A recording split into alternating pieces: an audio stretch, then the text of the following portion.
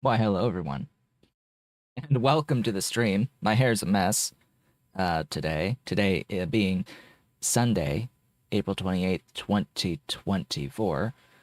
Me having realized the full implications of today being Sunday about, 5 minutes ago. Yeah. Yeah, one of those days where you just don't remember anything about what you're supposed to be doing on that day, or like the schedule, or anything at all. So yeah, I am not prepared for all intents and purposes. But yeah, just one of those days. But hey, we're here. Couple minutes later than normal, but we're here. Hey, hi. I made it ish. I am a mess, but I made it. Oh boy. So, yes, distractions and things and everything else coming in to play. A person requested a 4-slot version of my Nintendo DS tray. These things back here are in a tray. Looks a little like this. Actually, yeah, so this one is in red, has 5 slots. They wanted a 4-slot option, and they wanted 2 of them for whatever reason, as well as another 10-slot. This is the second time they've purchased from me, so yay! Repeat customers always appreciated, and I will pretty much always honor or like make a different number of slots.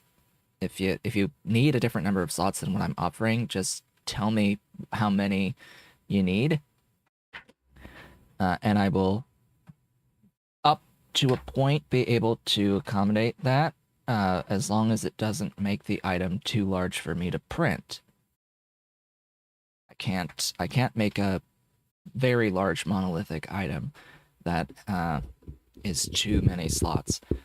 I will not be able to do like a 20 slot of of that DS tray because it's too wide. I'm limited to a 300 mil build plate. So if it would make the size larger than 300 mil, I've got a little leeway on my other printer over here, but I don't want my designs to only be able to be printed on one printer. So I am limited by the smallest usable space of the printers that I would use to print solids.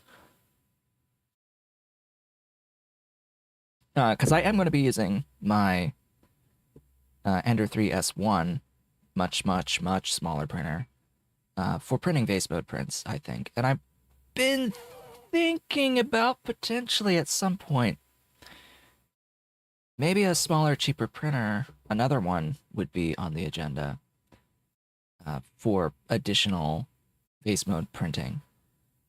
So I can run simultaneous vase mode prints when I also need to print solids on the other larger printers.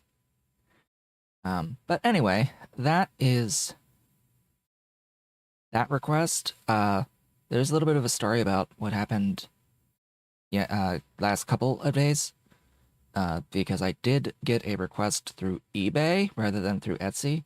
The request for this thing came through Etsy from a person who'd previously bought from me, and most of my requests for custom 3D printed items have been through Etsy. I got contacted through someone on eBay, and what they wanted was a cover. Well, they came to me asking for a cover for the 100 slot UMD tray, the big UMD tray, the 100 of them. It's huge. They wanted a cover that could cover over the top of the thing, and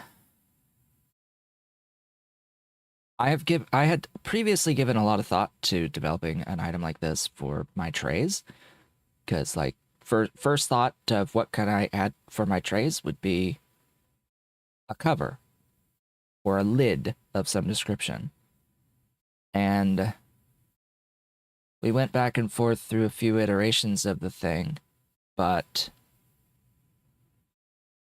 when I told him the price of what it would be for that final, what I would imagine would be the final iteration, because what they ultimately ended up wanting was basically a table with fully enclosed sides on 3 sides so that it could act a bit like a drawer.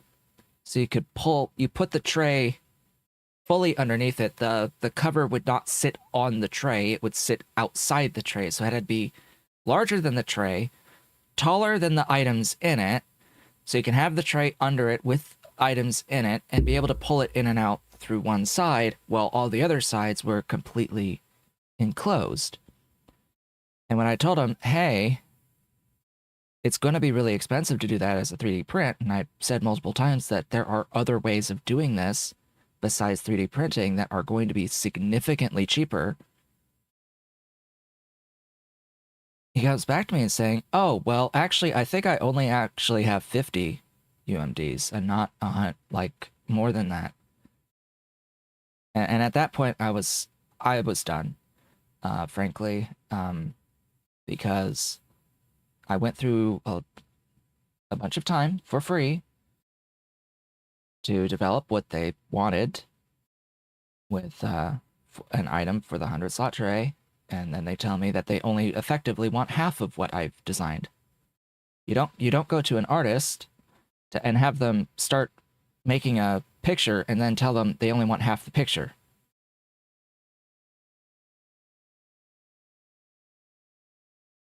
Of course, no artist would even begin drawing until they have money in hand, but it's the point that matters. You wouldn't try to pay for half the item, or you wouldn't want to just tell them, hey, I only want half of what you've made. Because effectively the amount of work to go in to edit the item down to half the size is about the same amount of time as making the item from scratch. Like, there isn't a big amount of difference for me in the time that it would take to make a new thing versus edit down the other item. There's a little bit of a difference. It is a little bit faster, but it's not by a significant amount. And I'm like, I had to tell him, hey, you get one item for free that you can request. I can't do more than one item. And I can't be constantly making changes like this. Yes, I did say that there could be an edit further, but I did change my mind. I did apologize for changing my mind, but even thinking about it further, like, he tried to argue with me about the potential market for the item, how everyone would want this type of thing, and I'm like, no, actually no. You are the first person in the year that I've been selling items on eBay and on Etsy now, and you are the first person of the time that I've had trays to request a cover for the trays. And honestly, the cost to 3D print a cover for the tray would end up costing at least, if not more than, the original cost of the tray, due to the amount of time and the amount of filament that it would take to do the prints. So ultimately, I'm not going to do them. I'm not going to make covers for the trays. I did not design them with that in mind, and it would cost way too much. There are far more cheaper alternatives to do what you want to do. If you want to take the idea to someone else, go ahead. I'm not going to do it. So ultimately, I had to refuse. Ultimately, I refused on that. So yeah, that was a thing. That was a thing. Yeah, don't go to someone, tell them that you want to design, and then tell them after they've designed it that you only want half. That's fucked up.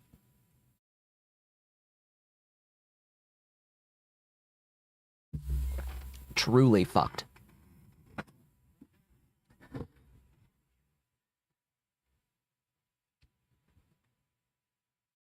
Anyway,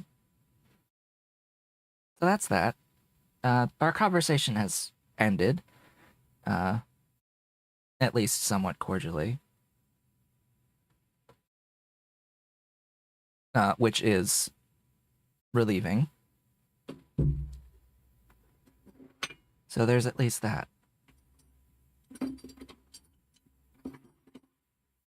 All right. That's the update for the 3D printing side of things.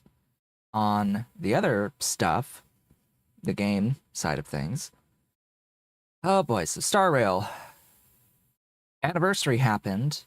There was a live stream for the coming content, like on the day of the anniversary, and they sent out everyone fuel for additional stamina. Each unit of fuel provides 60 stamina. You normally get 240 stamina in a day. They gave 10 fuel, which is 2.5 days worth of stamina recovery. They also began the 3x drop event for the relics, which is a special 3x rather than 2x because of the anniversary. And so I did that.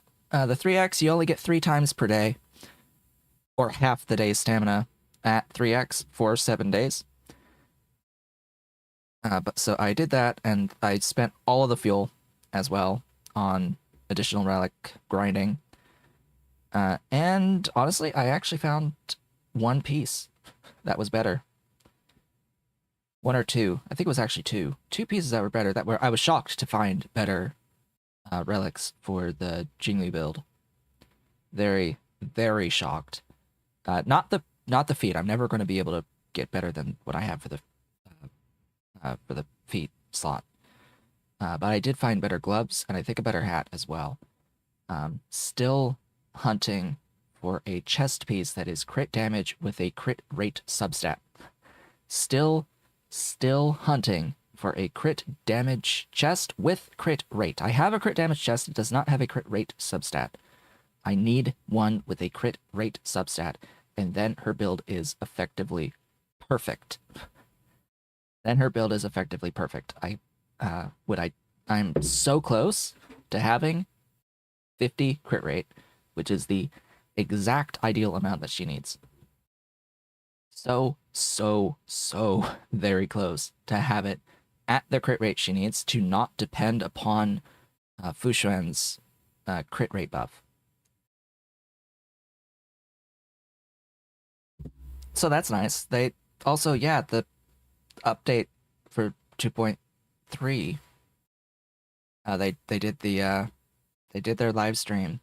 They announced that they're going to be releasing Robin and Boot Hill, which we've known because they've already showed them. But the reruns, they're rerunning Topaz with Fu Xuan or Fu Xuan, whatever.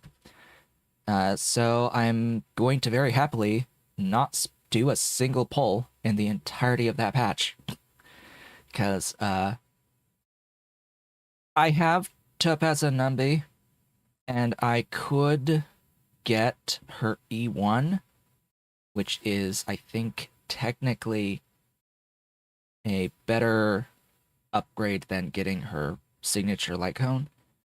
The issue is I don't really use her much anymore, because I happen to have, like, the 3 best DPS characters in the game right now.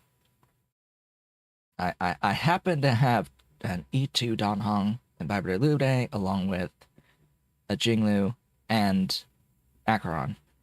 So I sort of have a bunch of really good DPS characters that are significantly better, and I have an existent Topaz and Numbi. So I'm not inclined to engage with those banners. There is an argument for getting Topaz's signature light cone, not for her, but for Dr. Ratio, but I think it would be best to just get his signature light cone the next time he runs. If I was interested, and I'm not really interested, although... Did they announce that? That wasn't out. It was announced, but it wasn't talked about for this patch, because I don't think it's going to come out next patch. But they did announce in effectively a developer diary that there is going to be a new piece of quote-unquote endgame content, of cycled content, to go along with the Memory of Chaos and Pure Fiction. There's going to be a third type of cyclical event that's going to be focused more around bosses, and therefore will be far more favorable to hunt characters, which has been needed for a while because Memory of Chaos really heavily depended upon destruction-based characters. Pure Fiction designed fundamentally to be very favorable to erudition, full AoE characters. We were very much lacking single target DPS and game content. So that will be nice. That will bring up Topaz and Numbi with Dr. Ratio teams. Most definitely. And you know, they want to sell Boot Hill, so that would help too. That would help too, because he's a physical hunt character. I'd rather not. Not these characters. Firefly. They teased Firefly officially, and Jade, but I think a lot of people are going to be saving for Firefly. Fire Destruction. That'll be nice. So that's Star Rail, some updates with that. Then there's Azure Lane. New event started in Azure Lane, focused on like Muse ships, and that lasts for 2 weeks.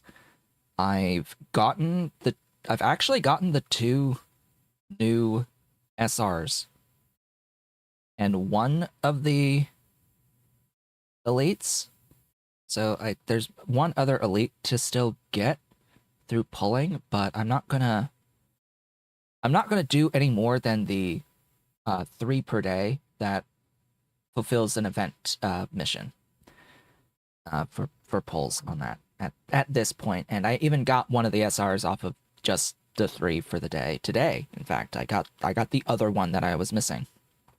So it's not really necessary to dump all the pulls into this event because these ships are not going to be like meta defining. They're not must-haves, and there's no ultra rare in this event. There is talk about the next ultra rare being in May, so whatever next main event there would be, I think they do. I think that the next thing is a rerun, and then maybe the new event after the rerun. But that's just a guesswork on my part. I'm not certain as to the exact order of operations with this game at the moment. And I got the map drop SR as a map drop rather than having to purchase it through points. So that's a lot of event points saved. 8,000 event points saved. I think it's 8K. To not need to get an additional copy of the ship because I got it off the map drop, which is super duper rare. It's really like less than 1% chance for the per boss kill. It's like, oh, good. I'm glad. I'm glad I got it. So yeah, now I'm actually mostly done with the event. It lasts for 2 weeks. I'm not gonna grind it out because I sort of got the stuff I want from it already. When instead I could be spending my oil on 9-1, which I have been, because I can get like 3,000 coins per 9-1 set, like 3 missions for 3K. It's like 1,000 per run of 9-1, which is really nice at a time on my account where I need effectively infinite coins. Because I am working on the retrofit for Unicorn, and I am working on, I guess now I'm working on the skill for the retrofit Yudachi. I just retrofit her today, but I need coins, and I'm limited by the golden retrofit materials, the yellow retrofit materials, for both of them, for Yudachi and for Unicorn. Unicorn, it's blocking her actual modernization to increase her rarity, where Yudachi needs her skill, absolutely needs her skill, and that I need additional yellow destroyer mats, where Unicorn, I need additional yellow carrier mats. Great. And my characters are leveling up, so now I also need coins in order to awaken characters so that they can continue to get levels. At least they still accrue experience, and they like gain all the levels they would have gained when you do the awakening. But it's still nice to have those levels, So that's lower on the priority list. And then research ships also consuming like 3K a day. My St. Louis hit development level 30. So now I can work on developing Rune, which I finally got Rune. So now I have 2 of the research ships now from PR1, and I am working on Monarch as the 3rd because I haven't gotten enough tech points for any of the PR2 plus ships. I'm closing in on enough points for the Friedrich de Gross, so that will be nice to get enough points to start working on unlocking her. But for now, Monarch. And that one's actually progressing really fast. I happen to have a few HMS ships, main fleet ships, backline ships, to use for the experience requirements to unlock the ship. So with research, you have two like missions for research to do that take the most time. One is to accrue 1,000,000 experience with a certain type of ship in your fleets, and the other is to accrue 2,000,000 more. So 3,000,000 total experience gain, and in this case, you need to use HMS main fleet ships. So 3,000,000 experience, 2 HMS main fleet ships to be able to finish the research to unlock Monarch. And there are other ships that will require more experience than that for their 2 missions. So yeah, she's also going to need like 30,000 coins. 30,000 coins to unlock as well. That's another one of the missions that will come out. And yeah, like golden battleship materials. I actually had the purples, shockingly, because I haven't really retrofit any battleships yet. So yeah, I've been enjoying my time in Azure Lane, if you could not tell. As for AFK Journey, I have continued with that and have just hit Resonance level 190. And my characters are continuing to advance. And yeah, just the Essence grind is killer. The amount of waiting without the ability to really do much of anything, or, you know, at this point, play the game, because you are blocked from continuing content, is sort of making you not want to play it anymore, or continue it. Yeah. And, you know, the other things about it being super pay to win is a bit frustrating. A little bit frustrating. Might not continue it. And then, as I had said, I had started playing that Girls Frontline game, but I didn't even open it yesterday. So that should really tell you about how much you need to know about my thoughts on that. I don't really like it all that much. I gave it a few days. I played through all of the first chapter, all of its like harder missions, and work started in chapter 2. And like they give a bunch of characters. You can get a whole bunch of characters at the start. It's that much is fine, but I just am bored, and I don't really like the character designs. They don't appeal to me. Not really. A lot of it seems like it's very clearly an old game with old art. Very obviously old art, and I'm just not into the style or the styles of the folks they use to do the art for the characters. I'm not into it. Not into it. And frankly, that's the whole point of these games. So if you're not into the art, then don't play it. That's my thoughts there. I think I'm done with that. Factorio. Last time we met, I made phosphoric acid, and that was it. That was all we did last time. Was make phosphoric acid. So yeah, now we get to move on. I went out of my way to do the phosphoric acid because I need it for the preferred way of getting into the aluminium. I ultimately decided that I want to do the further processing on the aluminium.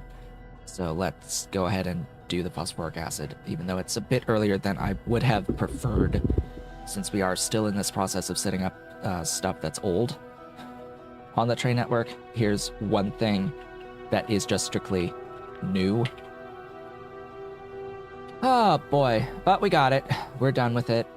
It is loading phosphoric acid. It is producing now. It was a okay build. I still overall find phosphoric acid to be boring, generally speaking, as a build, only because Mainly because it's using stuff you've made before in huge volumes. And so it ends up just being a lot of copy pasting rather than this part. This is the interesting part. This is the part I'm fine doing every time. The actual processing of the ore into the phosphoric. Like this is the part that's fine, but the requirements, the outside inputs for this are excessive.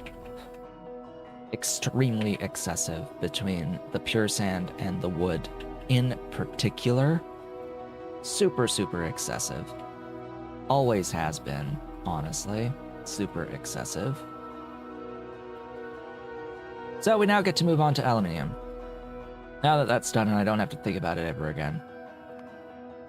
Alright, so the plan. The plan for the aluminium on this day. We need casting 4 arc furnaces. I need to grab some melamine for the agitators. And it looks like I need to grab a bunch of Omni tractors.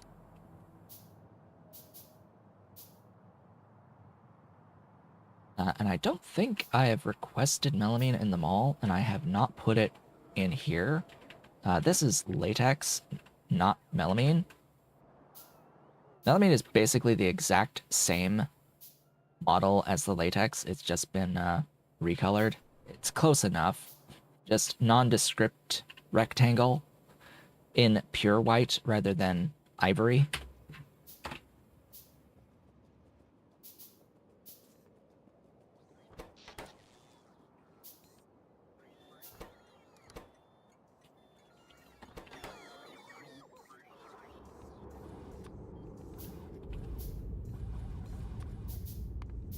Yeah, see, it's like the same nondescript rectangle, just pure white, glowingly white. Now, if only there was actually melamine to bring in, that would be great too.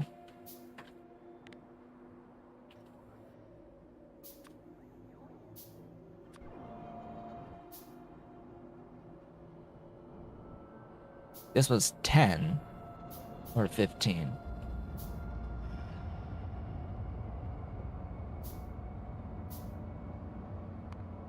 It's supposed to be 15, and I see that it is not 15. Why?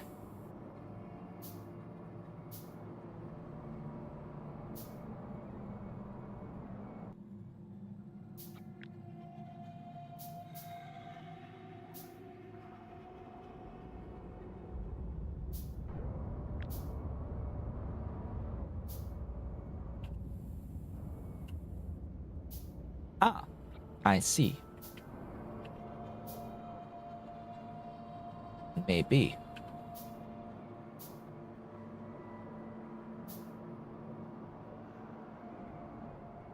I don't know. I don't know. There's a gap occasionally, and I don't know why there's that gap. I mean, yes, I get that it's not got enough urea in right now, but by this point, that gap should not be there.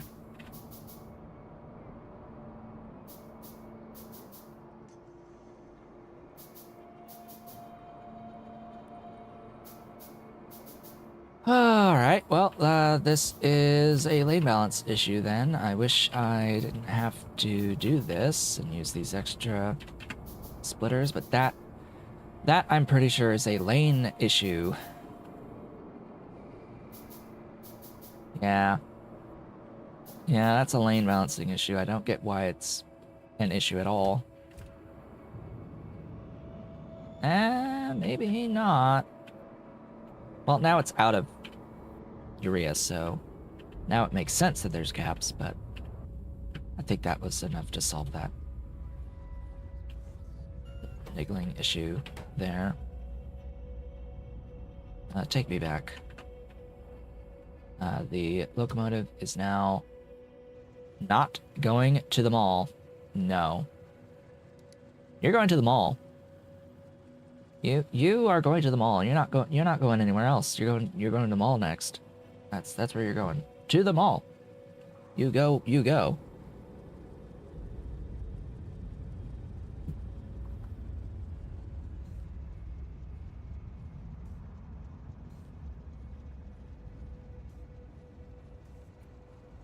I can't help but notice that that's not the mall that you're going to.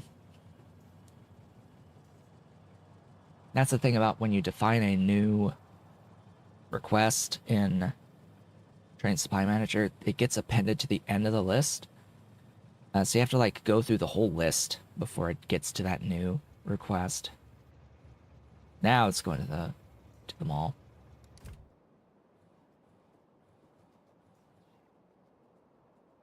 As mentioned, I need the melamine because melamine is required for agitators.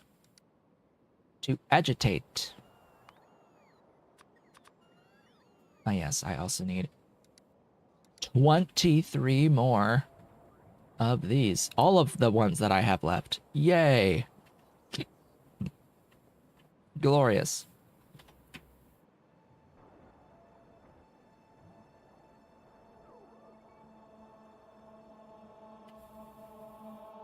There we go.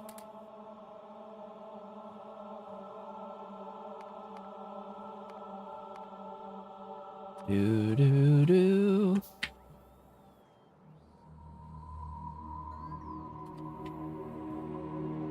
Alright, now we've got what we need for this. This needs to be done, of course, at a source of Omnite. As per usual. Where exactly shall we do this? That looks like a decent enough spot. If it's not fully covered by rail.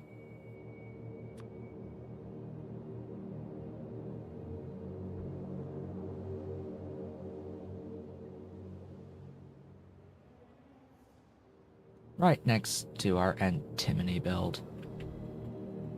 Which is full, by the way, of antimony. Beautiful, beautiful stuff. Won't be full for very long, though.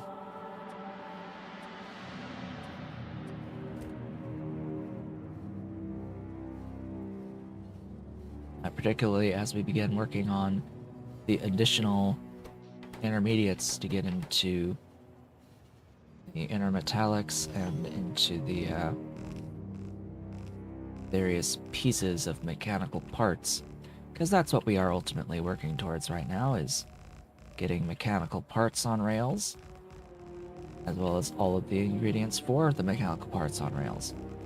We're setting up the aluminium right now because we need molten aluminium for the more productive duralumin process that will use up molten copper as well as molten aluminium.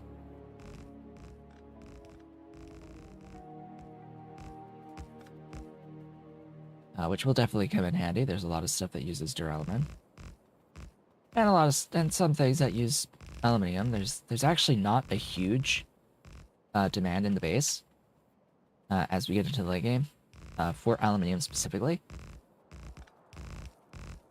Not as aluminium plates. Generally, the demand for that is pretty low by comparison to all of the other metal types in the game. For the actual just plate, the pure plate. It gets used a lot in alloys, like duralumin.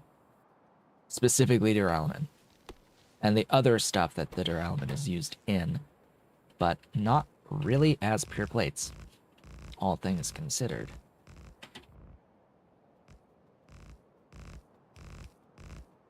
I'm just gonna finish this square as best I can.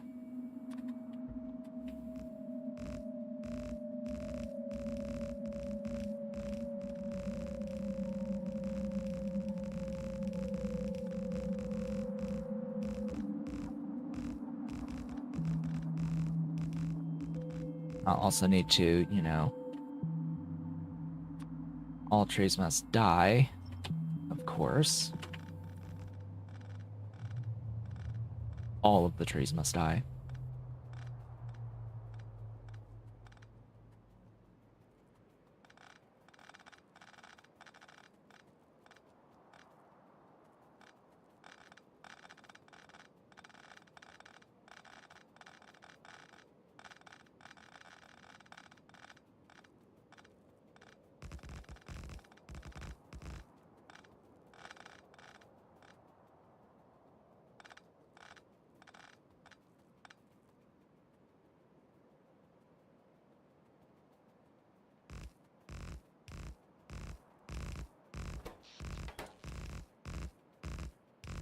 All right.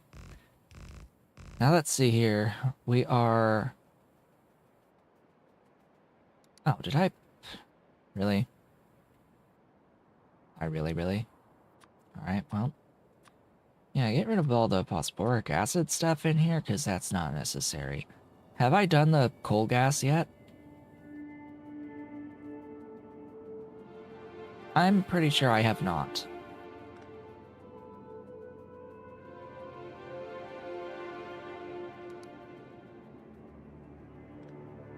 We need that. So this is actually most likely the coal gas factory. Now that I'm thinking about it. This is probably just going to be the coal gas factory, meaning I'll need to get additional infrastructure for the coal gas. Did I coal gas? No. I do have syngas though, so I will copy paste that, and I will output coal gas instead of syngas. I will only use the part of it that produces coal gas.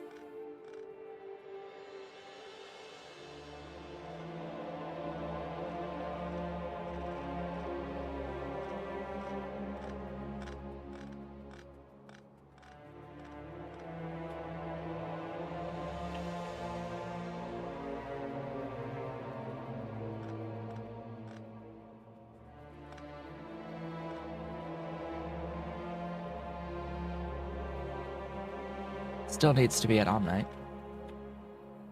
Alright, let me see.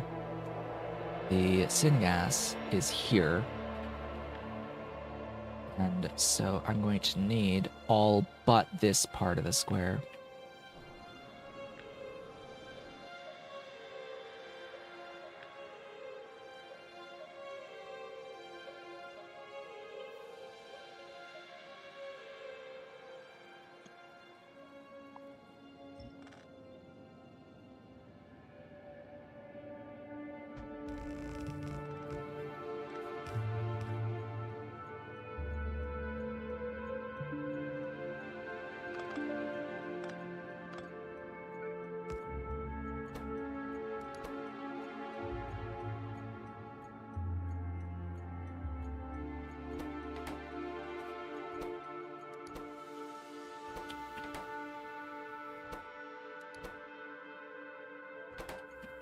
This will also produce tar.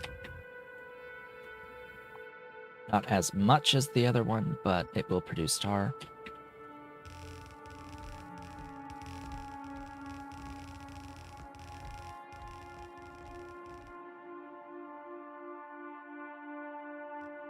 And it will not have ash to destroy. That's the other part. It will not need you.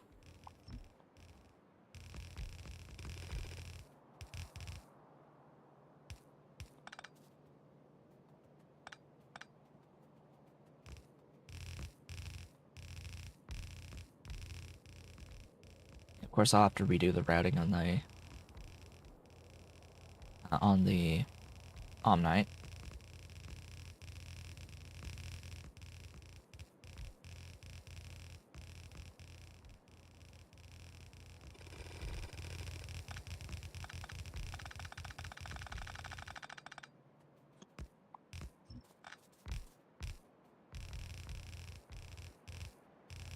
Yeah, I had a feeling I was gonna need, like, a lot of these. Oh, great. You know, it's the thing that we're making. I need aluminium.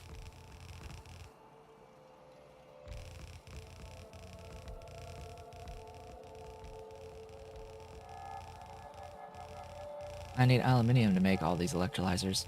I don't need all these electrolyzers. What am I doing? I don't need any of these. These can go away. I don't need them.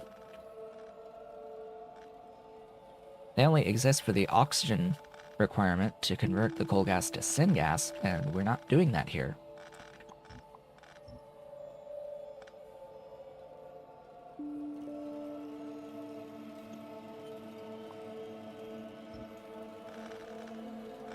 Looks like I will need a counter line this way.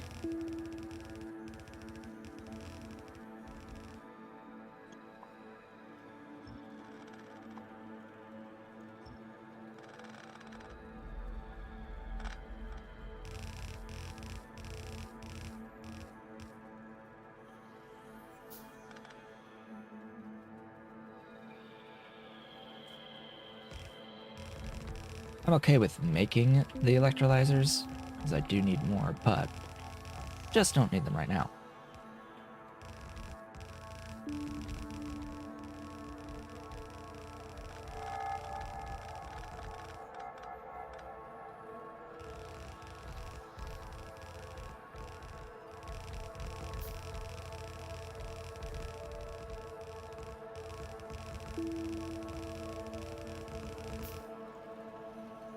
Okay. Any purple? No. Good.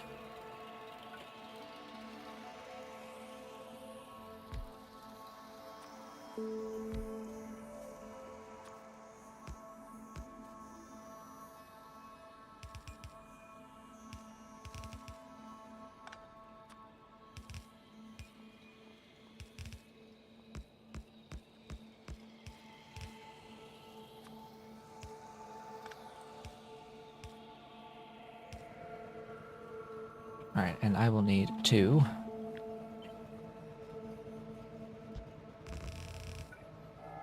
Plus 1.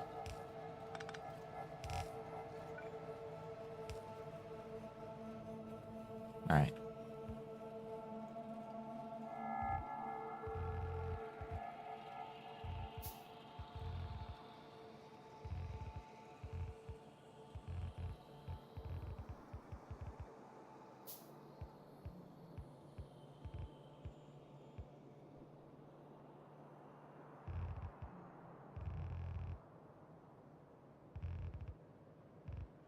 Alright. That'll do. That'll do. That'll do. At least it had damn well better.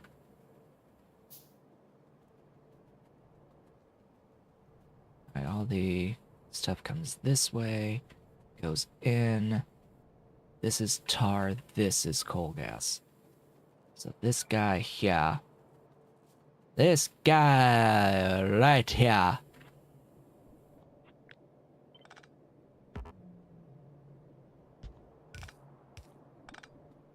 That's the way.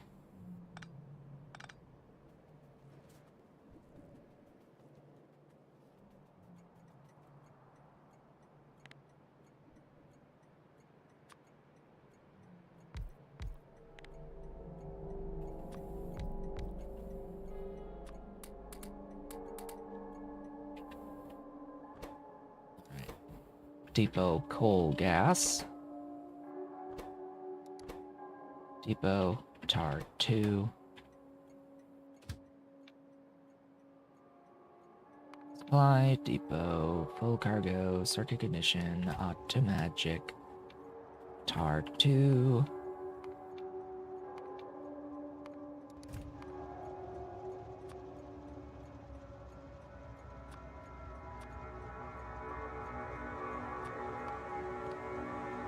Depot coal gas.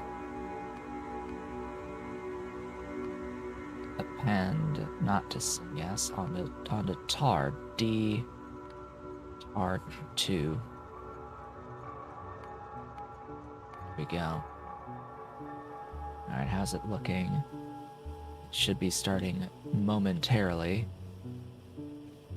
There's the initial stacked raw coal coming in.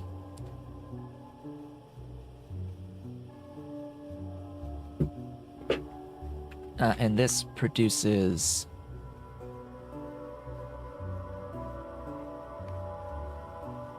500 coal gas and 317 tar.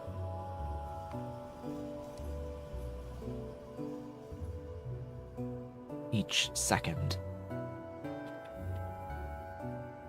Once it's fully spun up. And hey, we got our first amount of both. Right, back to the mall again. Because, yeah, I still need additional Omni tractors. Gee, I hope it's made a few. Yes, we have plus 33 as of right now. But, oh boy, I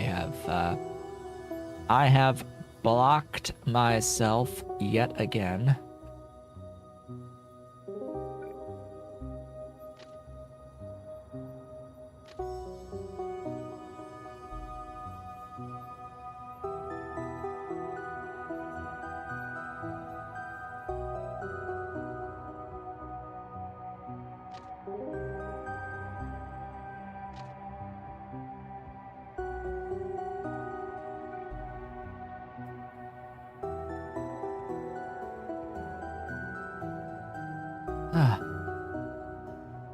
Okay.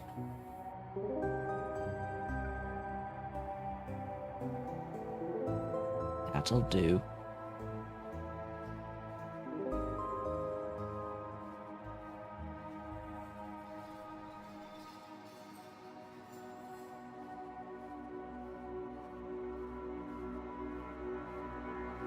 Yeah, today was one of those days I was in bed.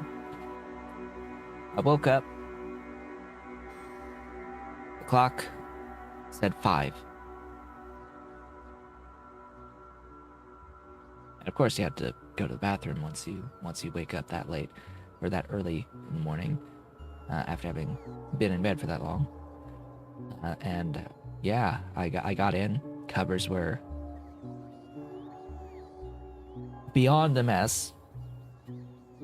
I was like super hot for whatever reason. And really difficult to fall back asleep. Ultimately ended up on my phone. Saw that I had a sale that came in. So, you know, happy-ish about that. As always. But also, you know, couldn't sleep. And about, you know, 40 minutes later, 30 minutes later-ish, maybe, I actually fell back asleep. I was shocked.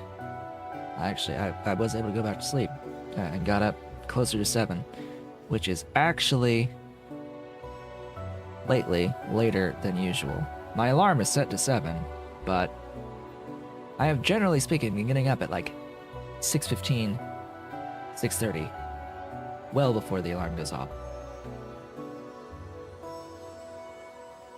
But today I managed to actually fall back asleep because I had woken up early enough to fall back asleep, and yeah. From there, everything went downhill. From there, the brain shut off, stayed shut off, and yeah, didn't realize the full implications of it being Sunday until just before the stream time.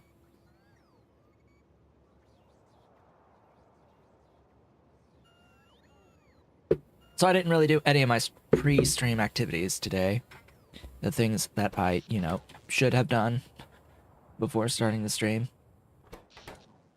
So I am sure I'm very haggard looking today, just because, oh, it just suddenly occurred to me as I was doing my other normal morning things that, oh hey, there's a few things I've not done that I needed to do. Ah, boy. Alright. Gib. Actually, did you gib? Do I have? Yes, I've got the things. Okay, another factory at a source of Omnite. Woo. Hoo. That was such a nice accessible source of Omnite, but I guess now we're gonna build here, next to the phosphoric acid. Building the consumer next to the producer is usually a good enough idea, I think. It's usually a good idea.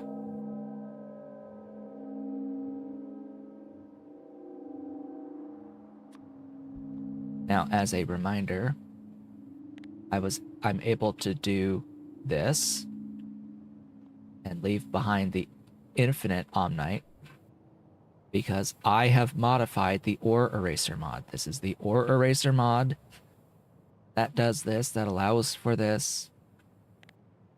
I have manually edited the ore eraser mod to add to the mod settings for ore eraser this option here to set Omnite as a exclusive item to erase.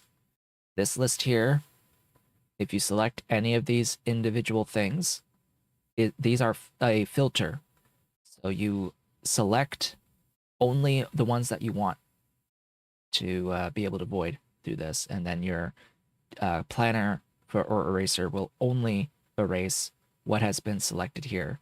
So I defined the setting and I defined the code to select Omnite ore, and only Omnite ore, not the infinite one, because the all will eliminate everything. Having it set to all will get rid of everything regardless of what it is, regardless of whether it's modded or not. It will delete it. So you have to define a filter if you want to only get rid of something specific. And it's only that way, I think, because the Factorio devs changed things. Because of course they did. It was done a different way, I think. At least a lot of other mods were able to do things in a different way. When you could actually, define planners. It used to be that you could just get like additional things on these planners, or like open it up and define it on custom planners. But they changed how the planners work at one point. They did change how this whole thing in here works with being able to define planners. Oh, I remember what they did. They set it so that you can't.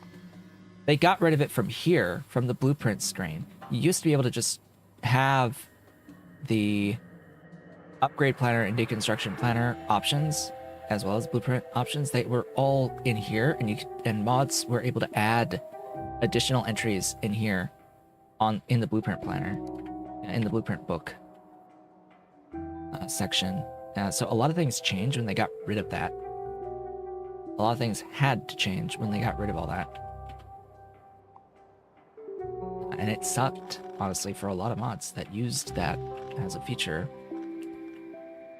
They essentially deleted a feature from the game. It was redundant. That was the reasoning, is that it was redundant to have the same mechanic thing put in two different places like that. But so many mods were using it that it's like, well, it's too late now. But they did it anyway. Like, what does it really matter that it's redundant? That you have it in more than one place? Like, who cares? Besides you, who the fuck cares?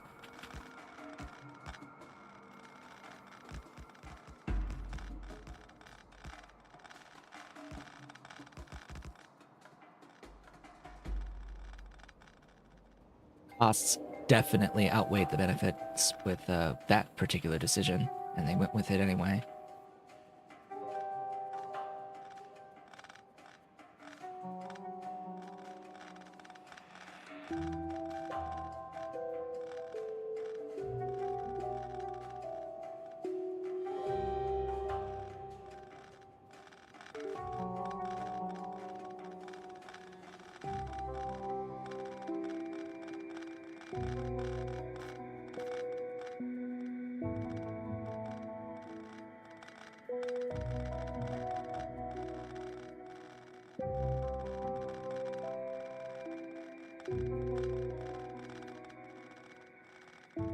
Death to all trees, of course, and this particular square happens to have infinity trees to get rid of. Goodbye, nanobot ammo.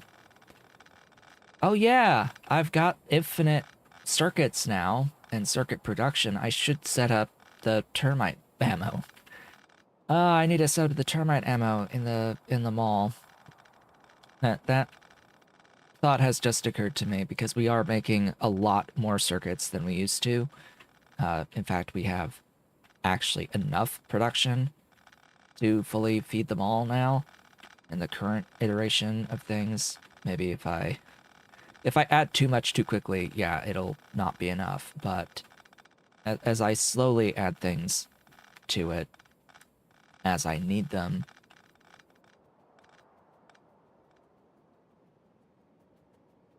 it should be fine.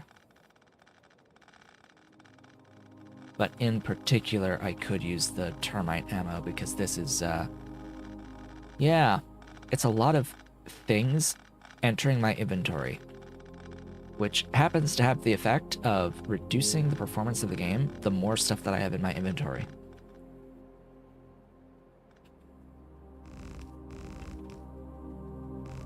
I will need to clean out my inventory shortly, if not now. Because, yeah, I was seeing as I was deconstructing things that the game was running below 1x speed.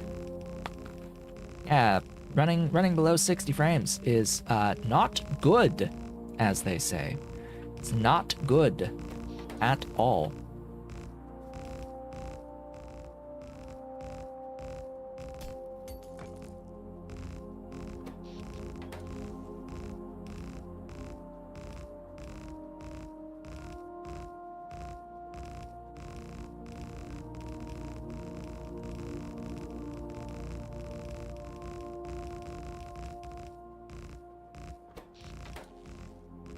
Just gonna finish placing the rail on this square.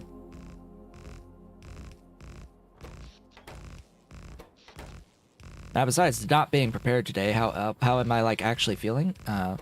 Honestly, better than last time. I don't have the brain fog today. That went away significantly later in the day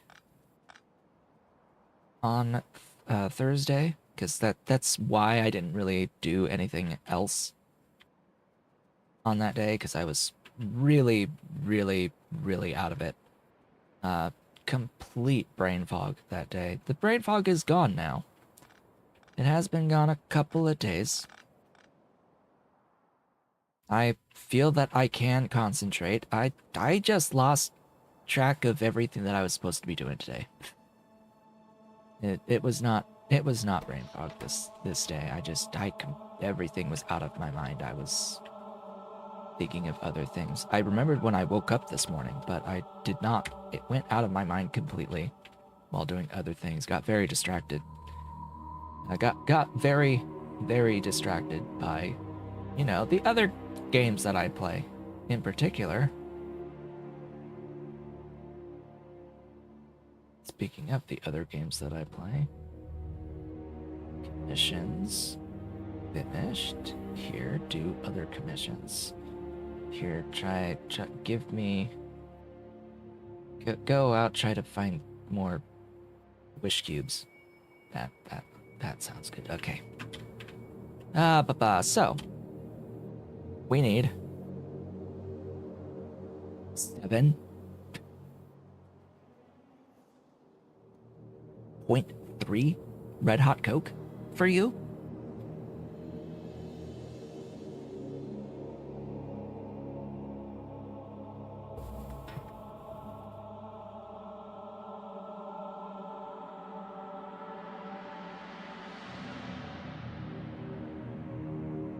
Are you joking? That's like half my red hot Coke production right now. It's like half. Nearly. Close enough. 7.5 is half. I make 15.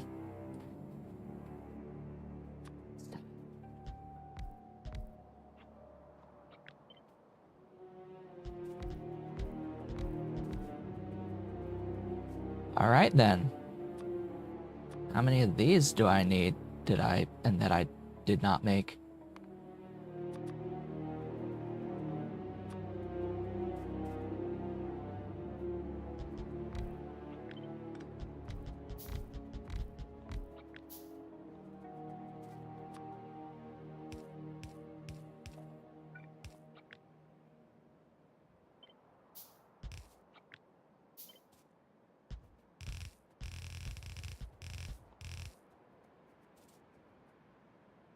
Water?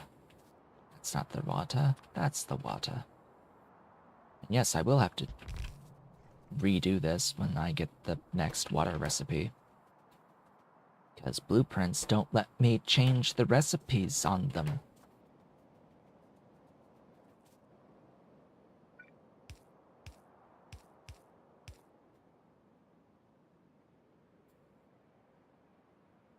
Okay, inputs.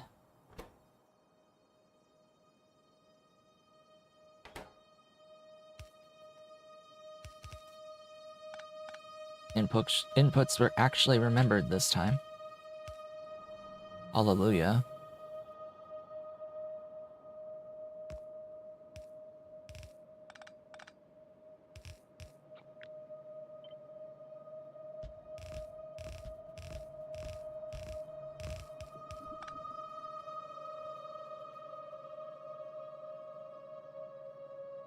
Alright. The hard part. The outputs.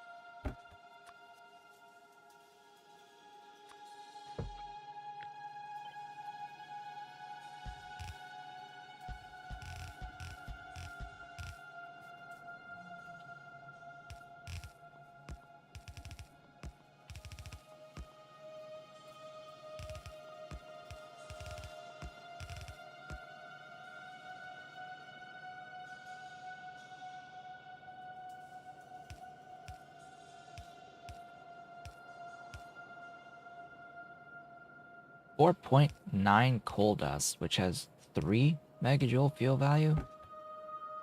Yeah. That's a bit. Hello. And welcome to today's stream. A stream in which I am not prepared. Physically.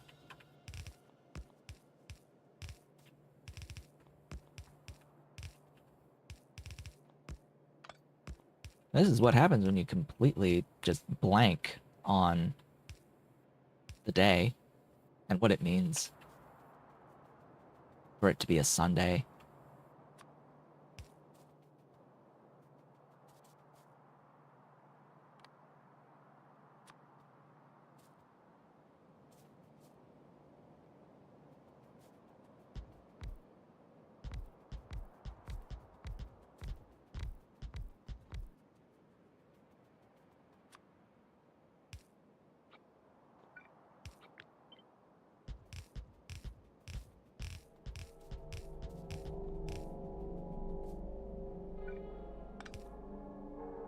I'll take care of that.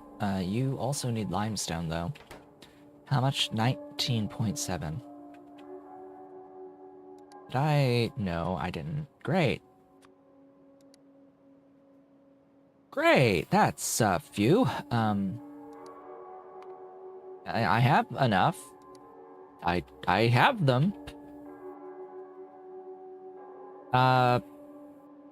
There is a mod list on Discord. Yes.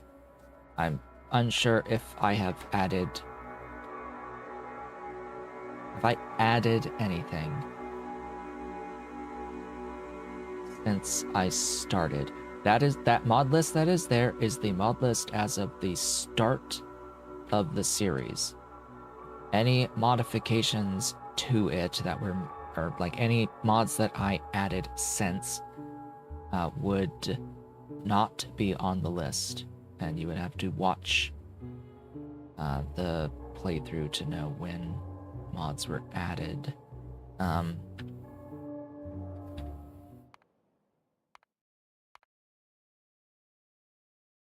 don't think I've added any. The only thing that I have done is my manual modification to the ore eraser mod.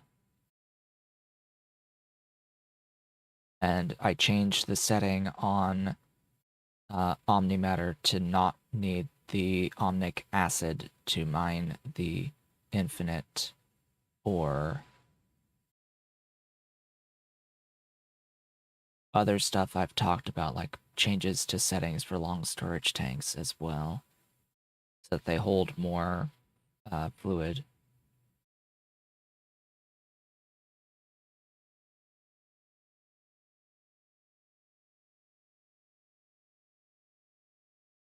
Trying to remember if I did anything else. Don't think so. Don't think so. 50.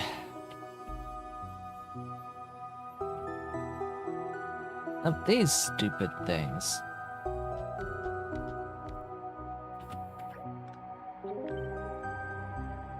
Three, 4, 5, 6.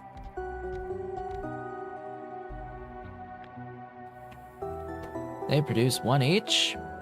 Or what? 0.4 each. Great!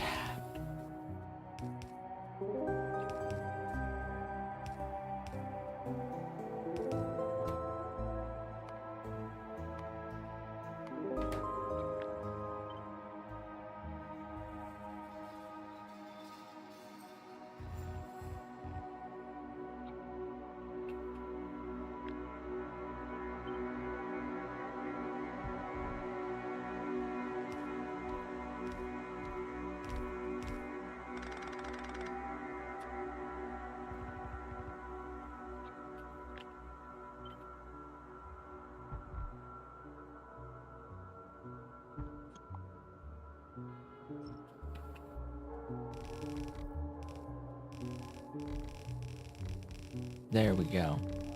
That's 50.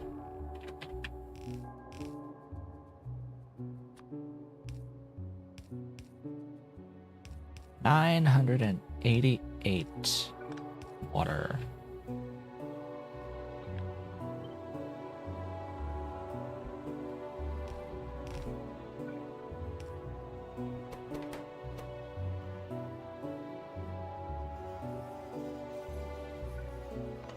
Just to be safe, I'll use 2.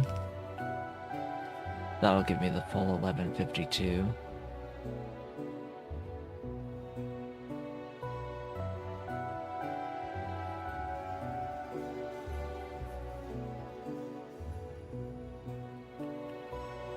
Excuse me, but power, thanks.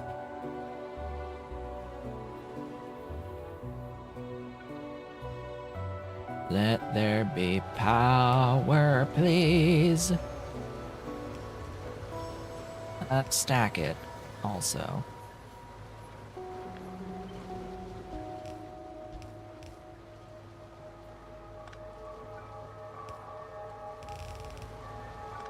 Da da da da da da da da da da da da bum bum.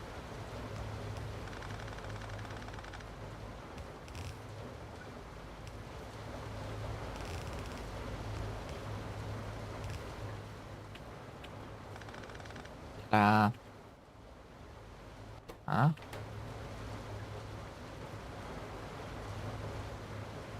Ah, now it's flowing.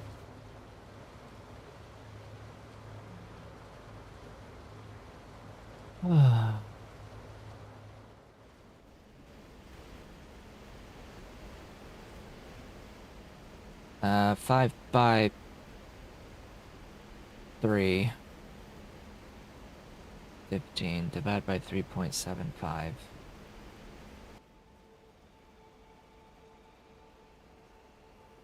4 boilers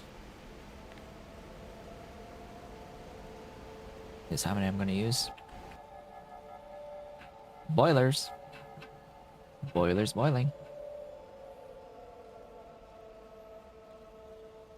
Here they are.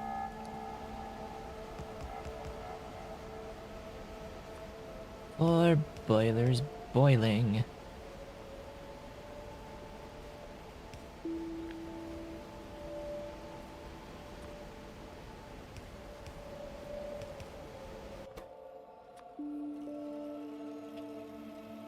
Stacks. Whitelist.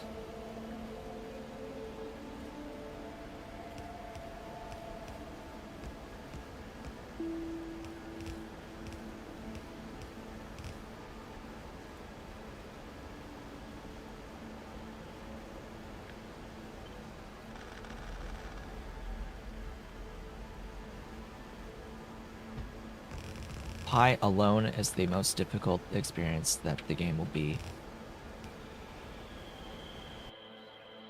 Adding anything to Pi will only serve to make aspects of it easier. OmniPy thus far is an easier experience, though there are a couple of very notable exceptions, with specifically Nexlet as the big one, and rare earth ore.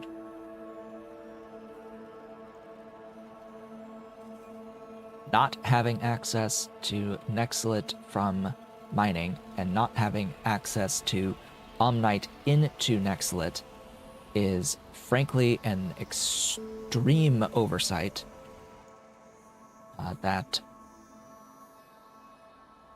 is just wrong to not have. Simply wrong, and an incredibly stupid decision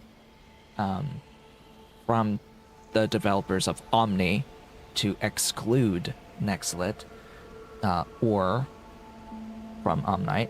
That's just dumb. Should never have been made as a decision. Makes the game nearly unplayable, frankly, for that one thing alone. I can live with the rare earth needing naphtha, because that is the fluid required to mine rare earth ore from ore patches in base Pi. That is a requirement to mine ore from ore patches in base Pi for rare earth ore. However, base Pi also has ore nodes, of which the rare earth ore node is accessible when you first need rare earth ore and only needs electricity. It does not need naphtha, at least not yet. So rare earth ore in base Pi is easier to obtain because it has an alternative method than using the ore patch. To this day, I still do not understand why the ore patch needs naphtha. Why they made it a more difficult thing to mine as an ore patch than as the ore node. Because the ore patch was added after the ore node. It used to be that the only way to get rare earth ore was from the ore node. Then they added the mineable ore, and that, yeah, it's just why? Just why? So in Omni, it is a little bit more difficult to get the rare earth ore, and it's okay. It's okay, but the Nexlet is killer. It is exceedingly killer. It is a complete and utter game destroyer, because you are forced, very early game Pi, you are forced to get Nexlet ore by processing tailings from tar. You do tar to tailings to a small amount of Nexlet ore to get the small amount of Nexlet plates that you need to advance in the very, very early game. But that does not last for particularly long, because you are able to mine Nexlet ore a lot. It's relatively expensive, but it is a lot easier than getting it out of the tar and the tailings.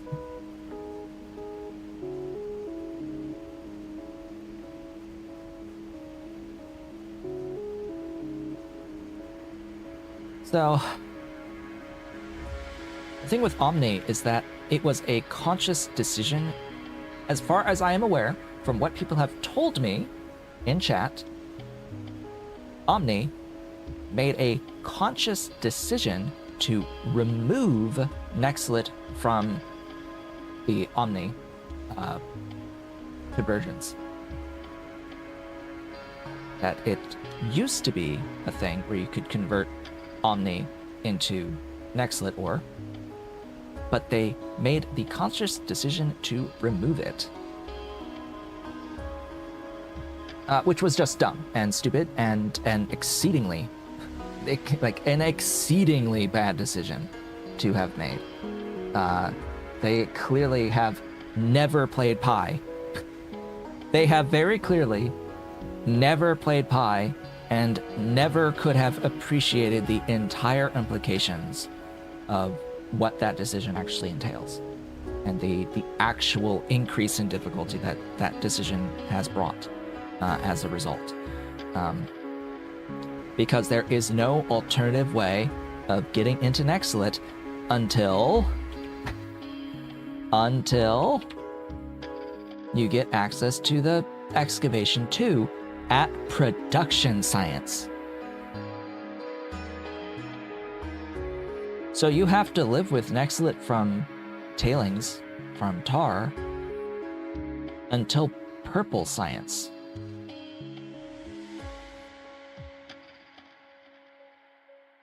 About, 600-700 hours into the game. Longer because of that shitty way of getting into Nextlit.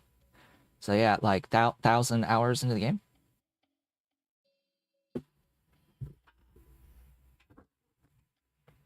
Just yeah, they were not thinking. They were not thinking. They had no idea the implications of that decision.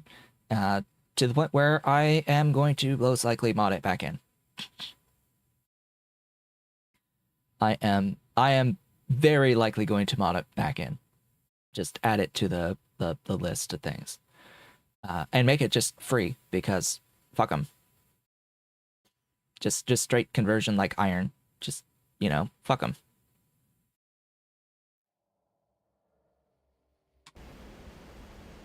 It should need, like, workers' food. Or meat, or something. Or, the whole fucking set of options where it's more efficient the more difficult thing that you make to give it.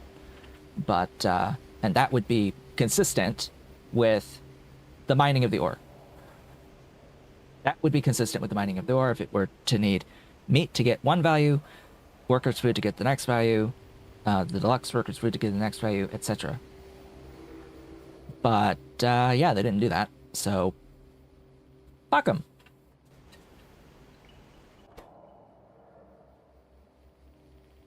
That is the one thing. Everything else, easier. Getting the tar is easier. To convert to the tailings to get the Nextlit, but it's a matter of volume.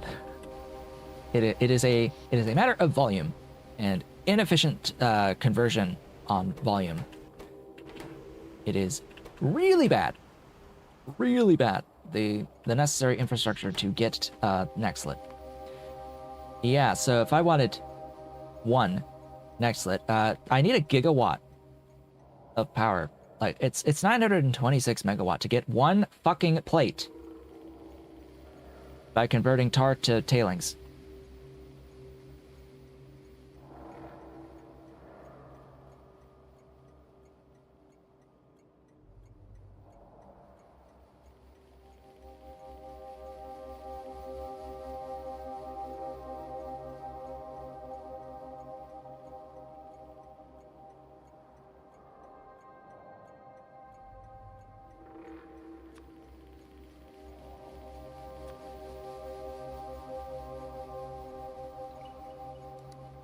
Now, at a further tech level, we can get other, like, processing of from clean nextlet to more advanced stuff. There is an upgrade in the efficiency of ore to plates. But the issue is getting there and the amount of plates that we need to get there. And that's just insane. At a part of the game in which that process is not something that you are required to do to get the raw nextlet. At this point in the game, in a standard Pi playthrough, we have obtained the ability to mine it from digosaurs by using digosaurs on ore patches. And that is a significantly cheaper and more efficient process for getting raw nextlet at this point in the game. It is fine in base Pi. It is not fine here with Omni. That inefficient process to get into the raw nextlet is only required to get the first initial nextlet as you are progressing into green science. But once you're here at green science, well, you don't need to do that anymore. Anyway, stuffs. I need to think about the logistics of the lime.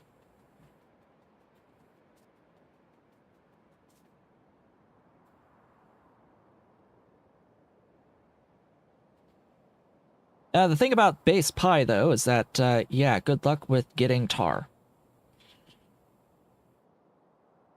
Just in general. Like, that is... The nextlet is the one thing that's significantly harder, but there is so much easier in Omni. Outside of... Like, if you were to ignore the nextlet thing and the rare earth ores, there's, you know, quite a few things that are easier, such as access to tar and crude oil and natural gas directly rather than as raw gas.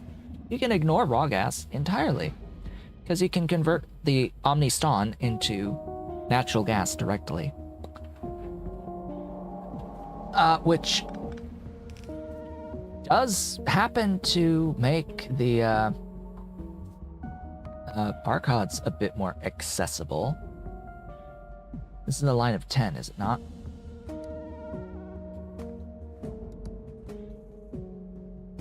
Yes. Archods will be a bit more accessible.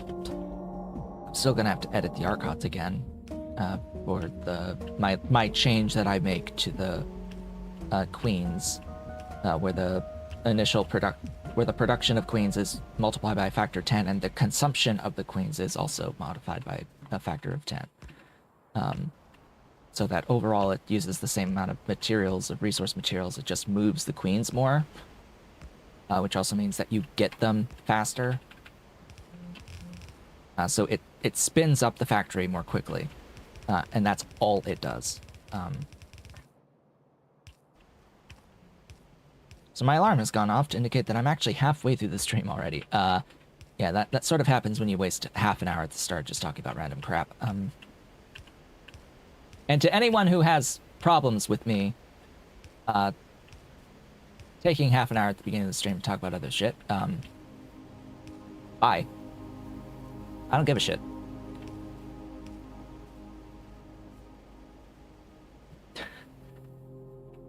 Yeah, like, I don't care what you want. This is my stream, I will do what I want.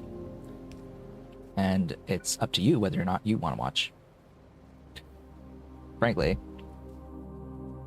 Like, if you don't care, fine. Then I don't care about you, either.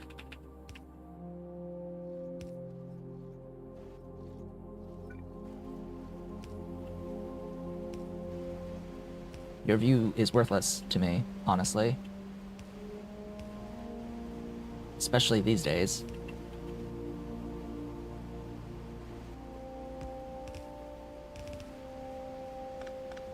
Anyway, I need to, like, destack. That's a thing. I just basically contaminated this whole belt with stacked limestone when I need it to be destacked at some point a couple of times.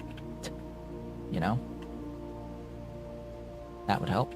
But yeah, we're at the halfway point. I'm going to clean up this belt and take my break.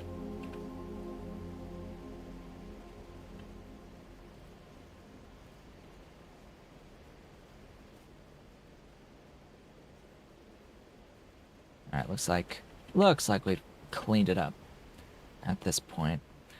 I'll need to do some more work on the logistics here when I get back. I think that all we're really doing today is this aluminium build. Will be, yeah, most likely. It's this whole process, getting stuff onto the train network, is just, it's tedious, it's boring. I'd rather not do it, and I'd rather talk about other things for half an hour than actually get around to doing it. Because yeah, that's just what I think about the whole train transition. It's something that you need to do, not necessarily something that you want to do, but you got to do it, and it's mind numbing, it's boring. You got to do it anyway, and yeah, so that's the situation we're in. All right, I'm taking my break. Be back in a few.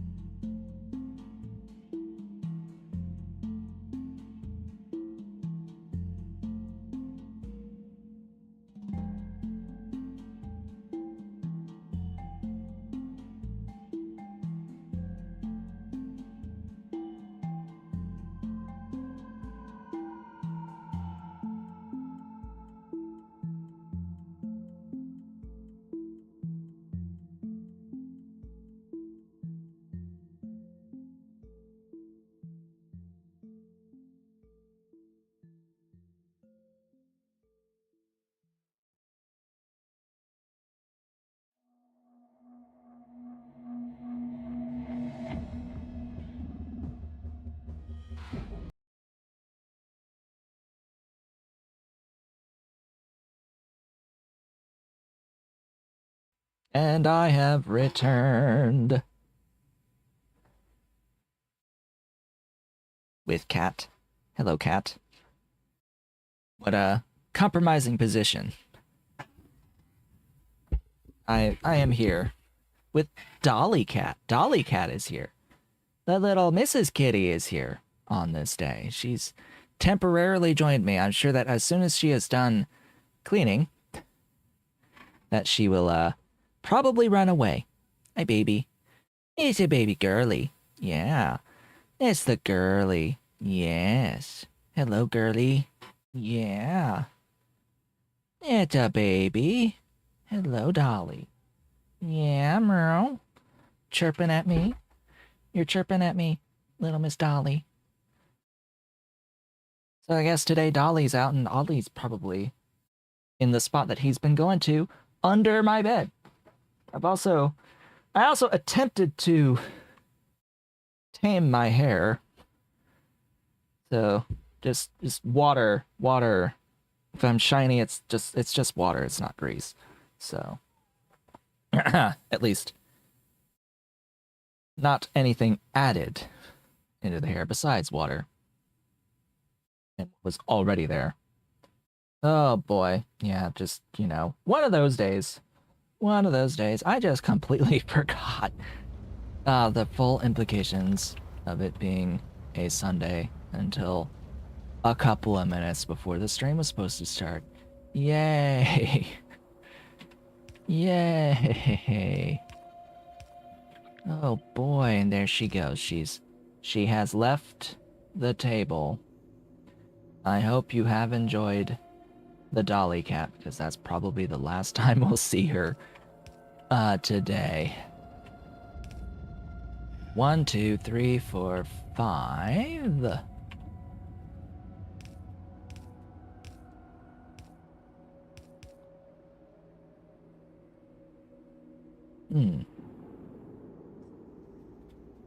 Then same thing here, actually.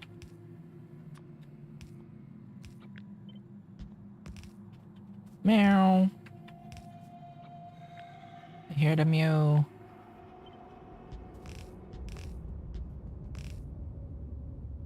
Of course, but fortunately, I don't need the splitter there.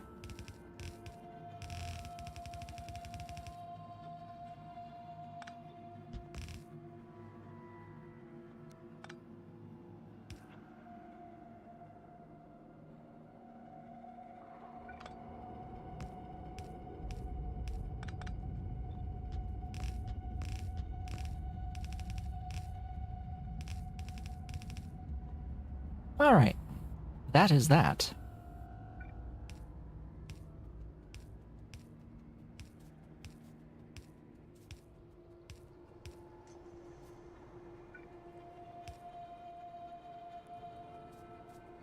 Outputs.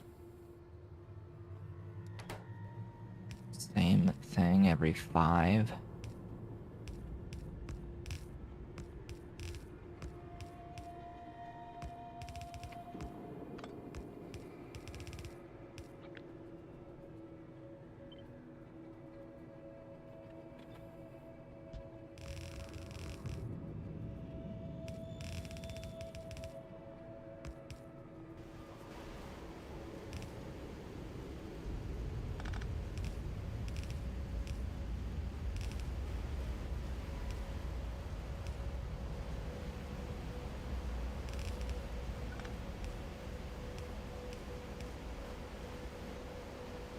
Okay, this is what I was working on before I left. At least it should have been. I need voiding. Probably not that much voiding, though.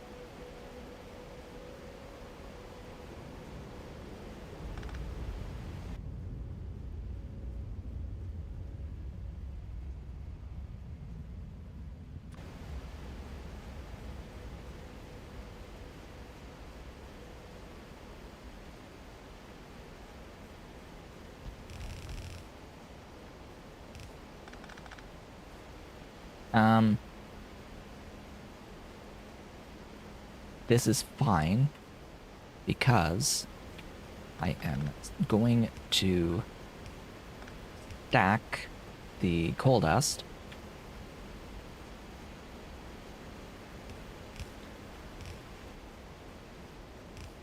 This preferentially fuels this. The stacked coal dust, it's 5 coal dust total, just under 5. It gets divided by 5 to become 1. A little under 1. And so one of these is fine. One burner is fine to get rid of that stacked ash that will come out from that.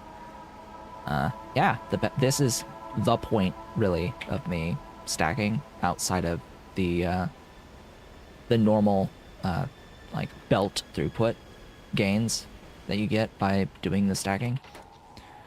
Like, part of it is so that you don't need as many belts, mainly for performance. So you don't need as many belts for performance reasons. But also it helps with voiding byproducts.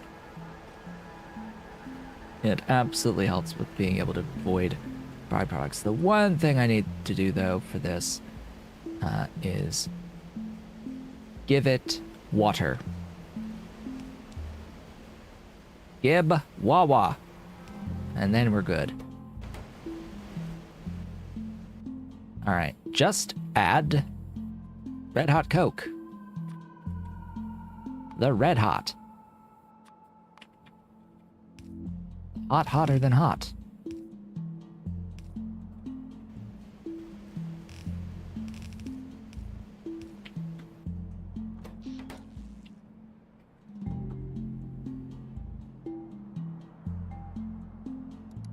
Right. There's more. 5 of you.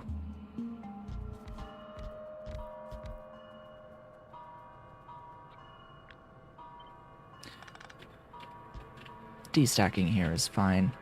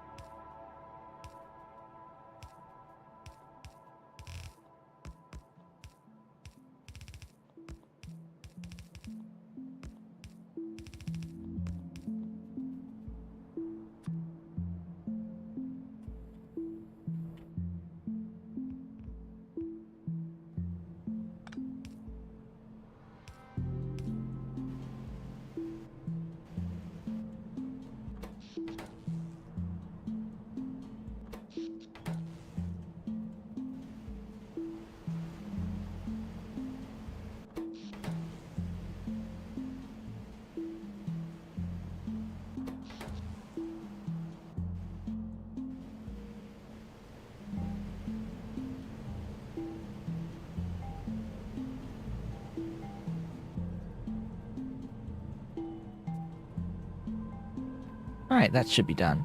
Next. What is next? Ah, yes, we get to do our little conversion here. The whole point. Now to work on the point. Oh yes, the point. The glorious point. So what do I need? I need actually less than a full compressed belt of the stuff. So that's nice. It's nice when it's less than 75. Let's see here. Where do I want to grab from? Probably this. But that's only 30.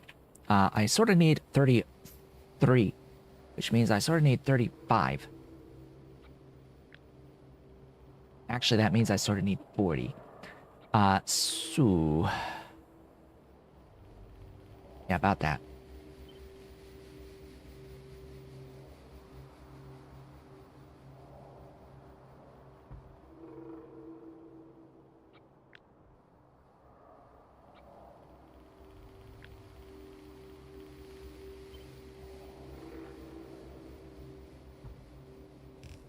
There's 4.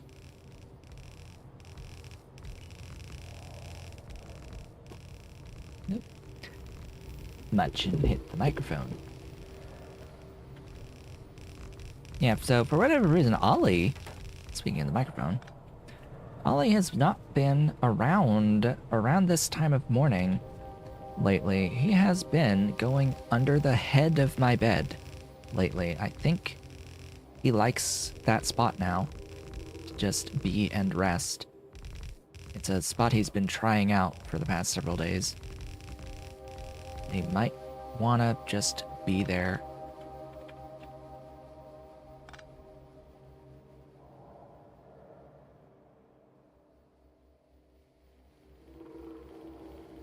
This, I think, is different in that the amount that I get out for every 5 is 7.5. So that means that each of these lines is 15.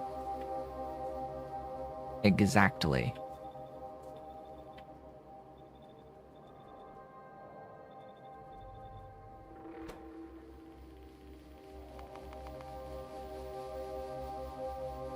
We're using like a little over 18 times 4. So yeah, that's fine.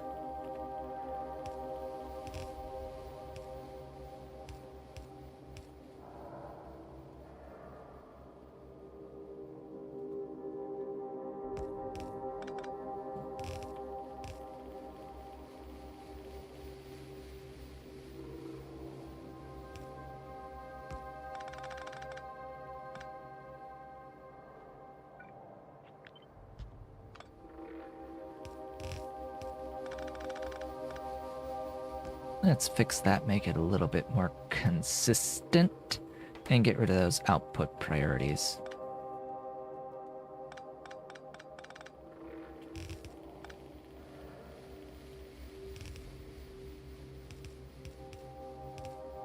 And as a reminder, the stacking mod does not have the ability to stack the crude ores.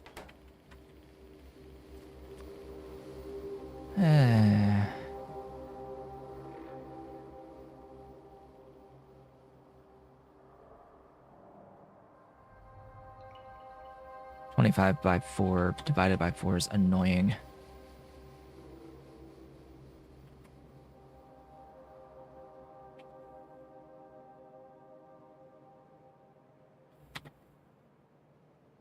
Four rows of 7. We'll do 28.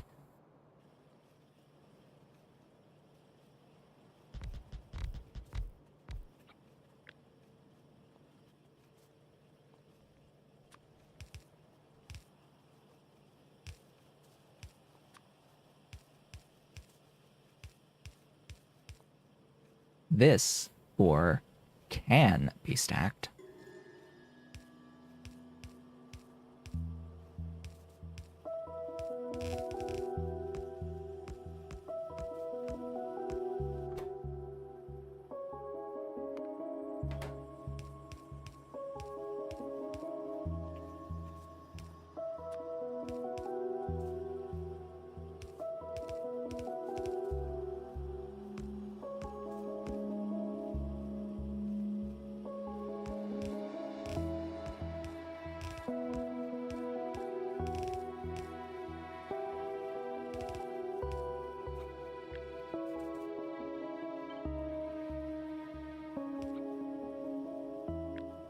And just because this will work out a bit better, I'm going to do it like this.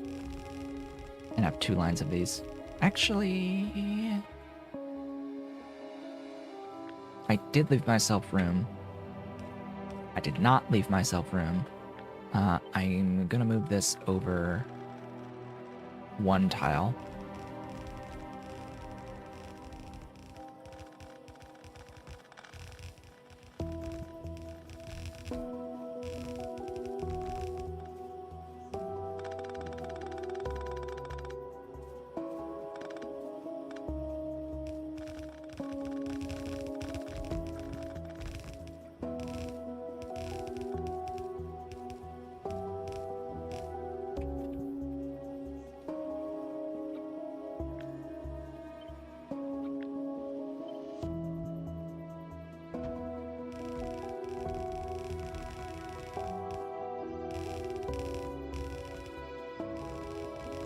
Oh boy.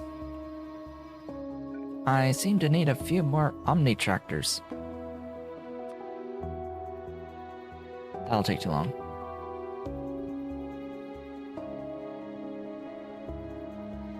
Let's go get more.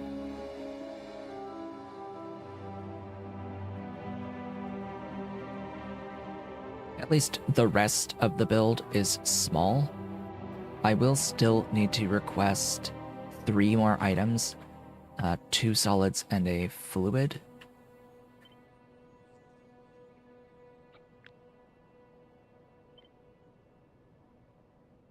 The borax, the sand castings, and actually 2 more fluids, and the phosphoric and hot air.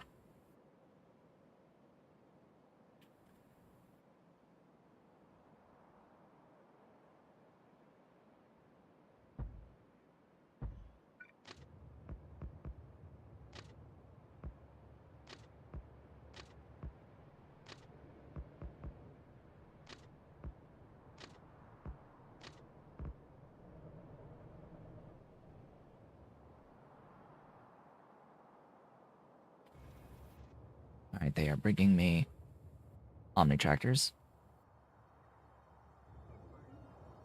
And everything else, but those are the main things I need. I also need a few of Yui. Yeah, I'll take all of that. Thanks! Bye! Off we go.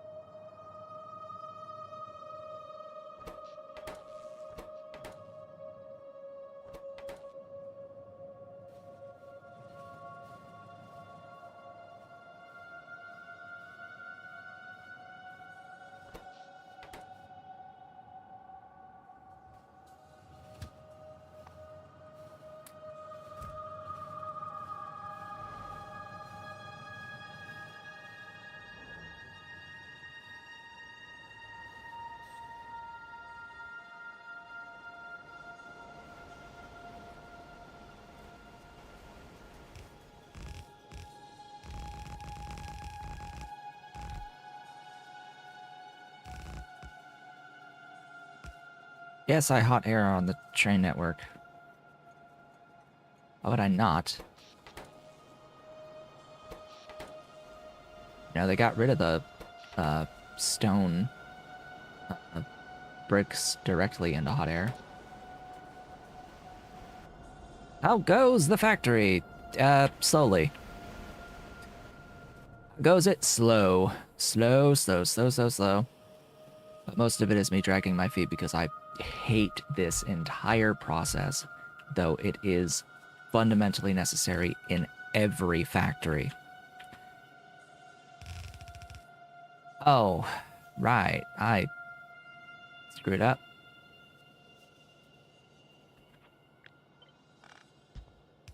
That's how I do this all the time with this specific type of build.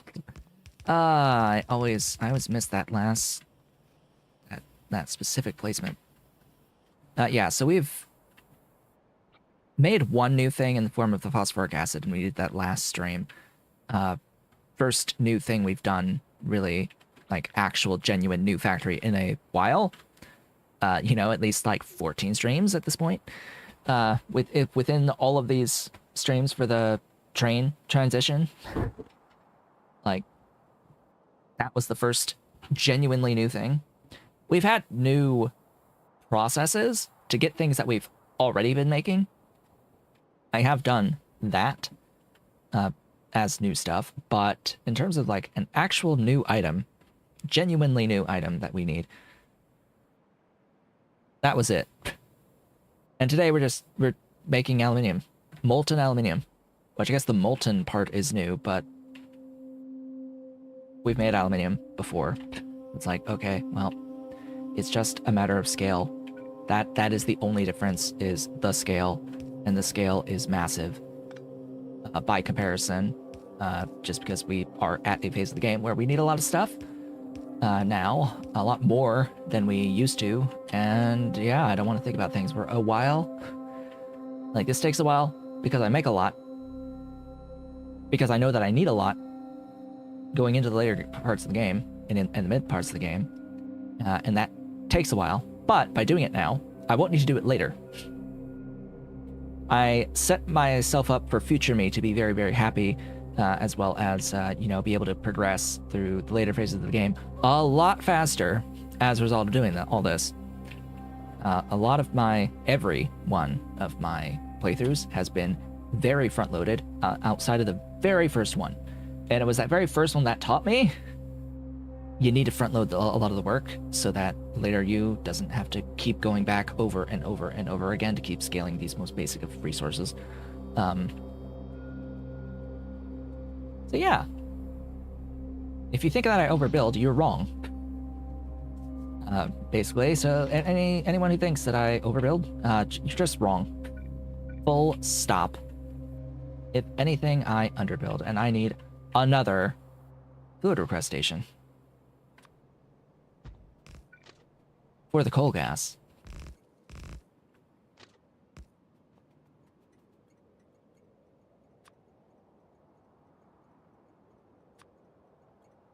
Okay, copy.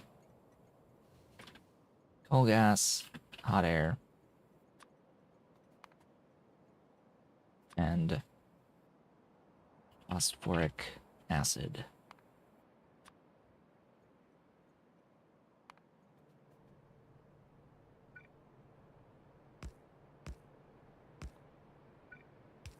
Yeah, so on the hot air side, yeah, you can't do it on site anymore. That was removed a while ago, really.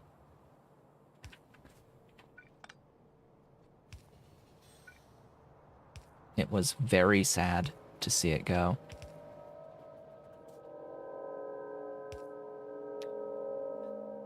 Sigh.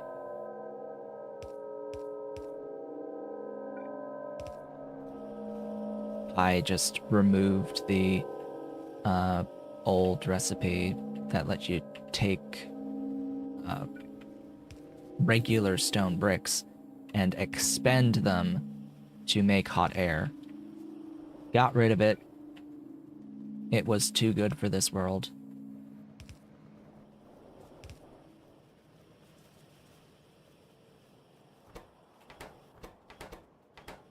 Way too convenient.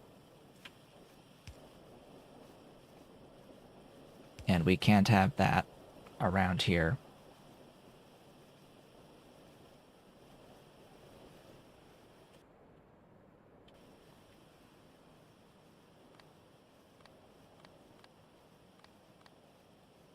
Well, we have ore. That's one part.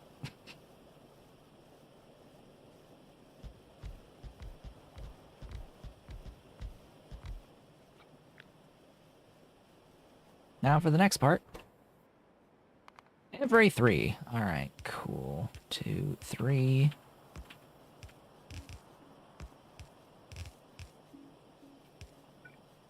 Stack.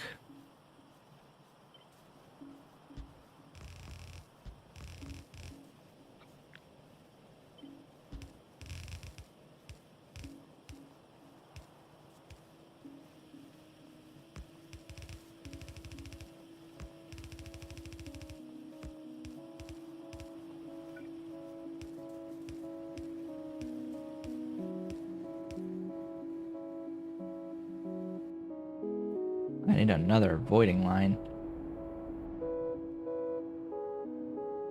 You know, a voiding line.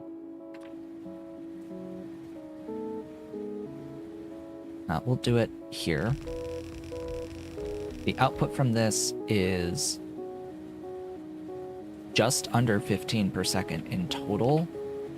So I can filter the gravel at the end and combine everything, and everything will be glorious.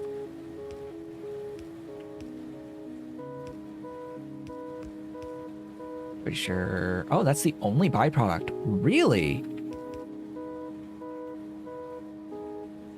Well, that's nice. The only one for now. So that's nice.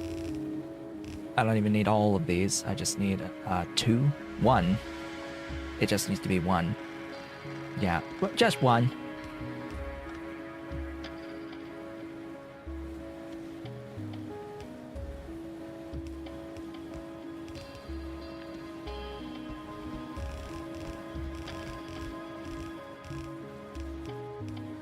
There you go. Oh. Yeah, that would help. Really tired of that behavior.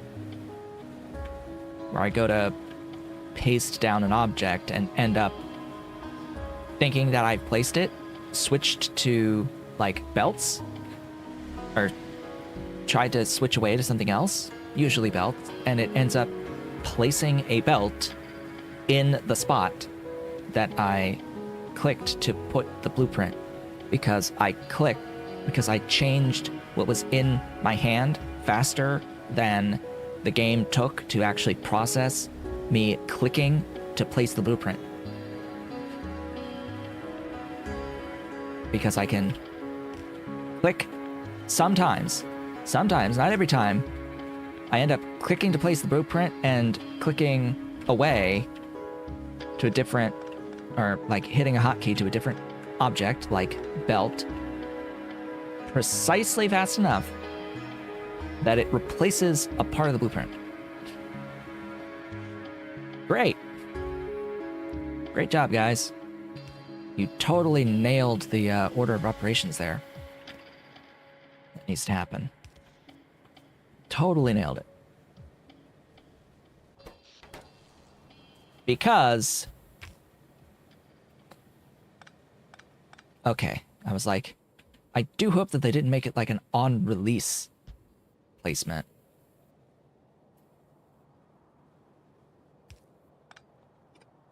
Okay, that's what's happening.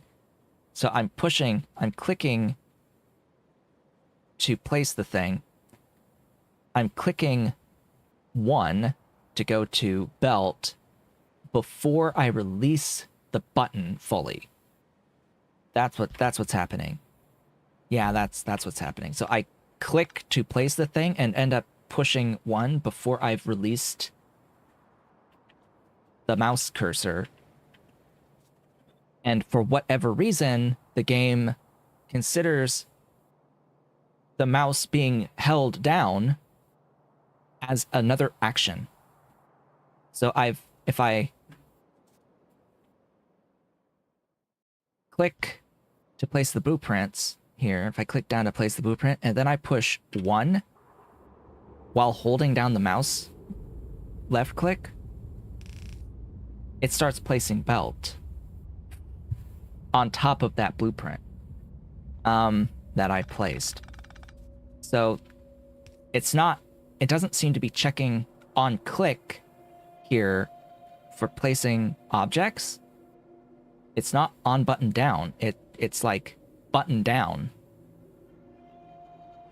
And it's constantly checking the hold of it. And it has to, so that you can click and drag, right? Like, it has to check the hold so that you can click drag to place objects. So it's just this weird mix of the mechanics, just weird little thing about the mechanics. It's not... It ends up doing unexpected things sometimes. And I don't think there's a good way of stopping it, actually. Now that I've seen and like identified exactly why this is happening, it's actually not a good way of fixing it outside of trying to change my own behavior to slow down before changing to a different object in my cursor.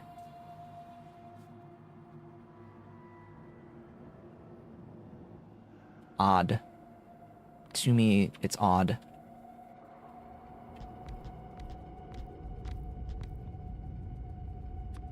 Oh, we need Steam as well. Great. The game won't really like it if those are together. You can do them together.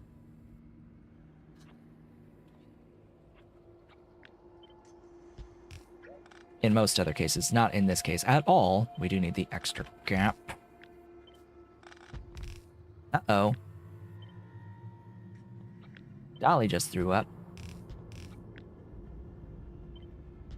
I heards it. She didn't want her breakfast this morning, actually. She turned it down. Yeah, there it goes again. Once she starts, she does not stop. A little bit. If it's one time, it's a lot more times. Uh-oh. Yeah, I'm gonna need more of these. Gonna need some electric boilers. What do you need to make them? Stuff. I would need to automate labs. And labs are stuff I should have in the mall. Alright. Add labs, add electric boilers, add termite ammo.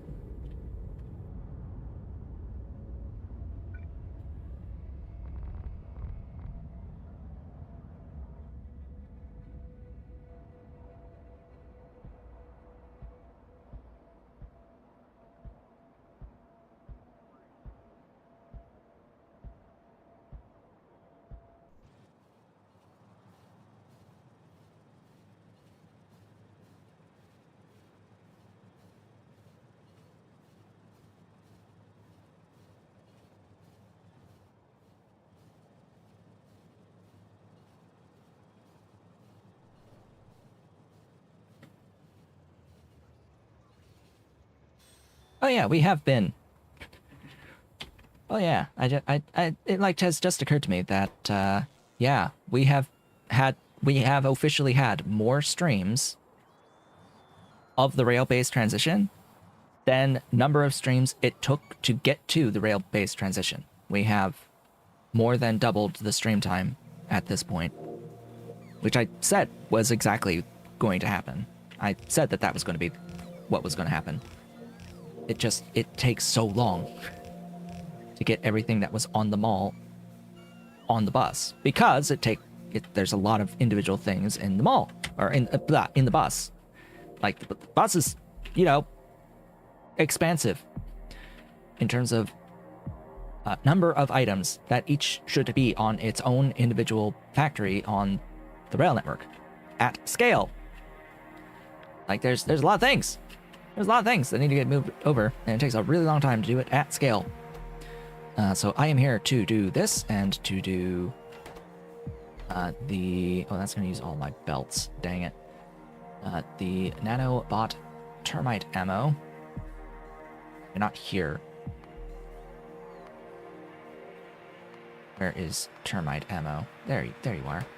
And to do the electric boilers.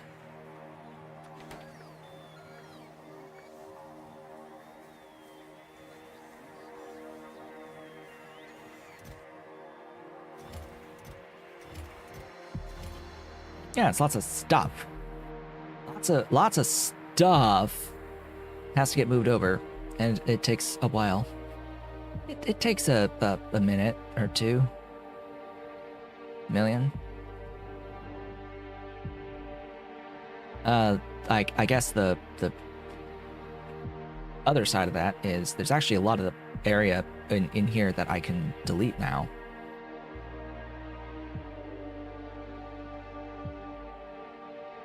There's a few little things that I need, like lead plates.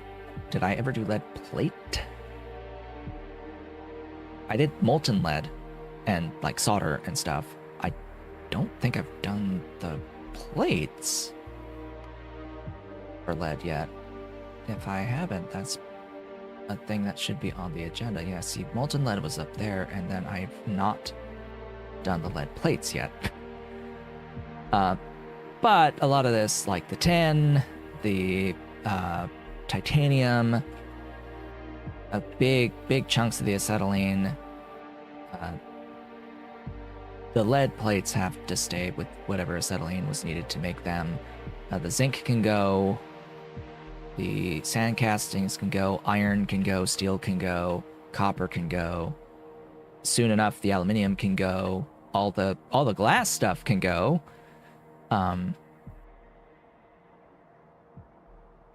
Rubber and all of the infrastructure for the rubber can go, so that's all of this, a lot of the stuff in here with Vrauk can go. The wood can go. And really, we are here. We are here, this segment, and not the manure, but and the battery stuff, but this stuff here, and then all of this stuff. That's what we need, is something along these lines, minus a couple of things. That's what's left, and then most of this is done. How do I generate power? Coal power plants. Coal power plants right in here.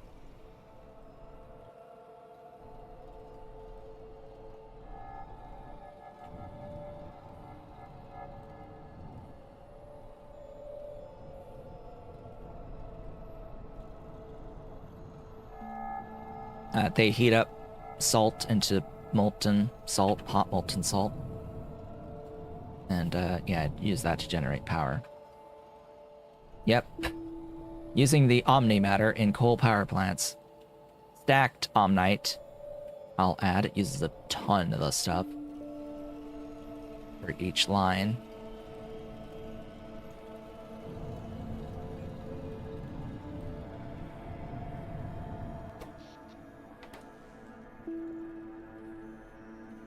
Almost looks like I could use a bit more of the molten in here, but it works fine at peak, so this is just I'm not using all of the molten, the hot molten, for it to cycle fast enough for all the buildings to keep moving. It's fine that there are buildings that are not moving on the end, because I don't need the full power draw from it right now.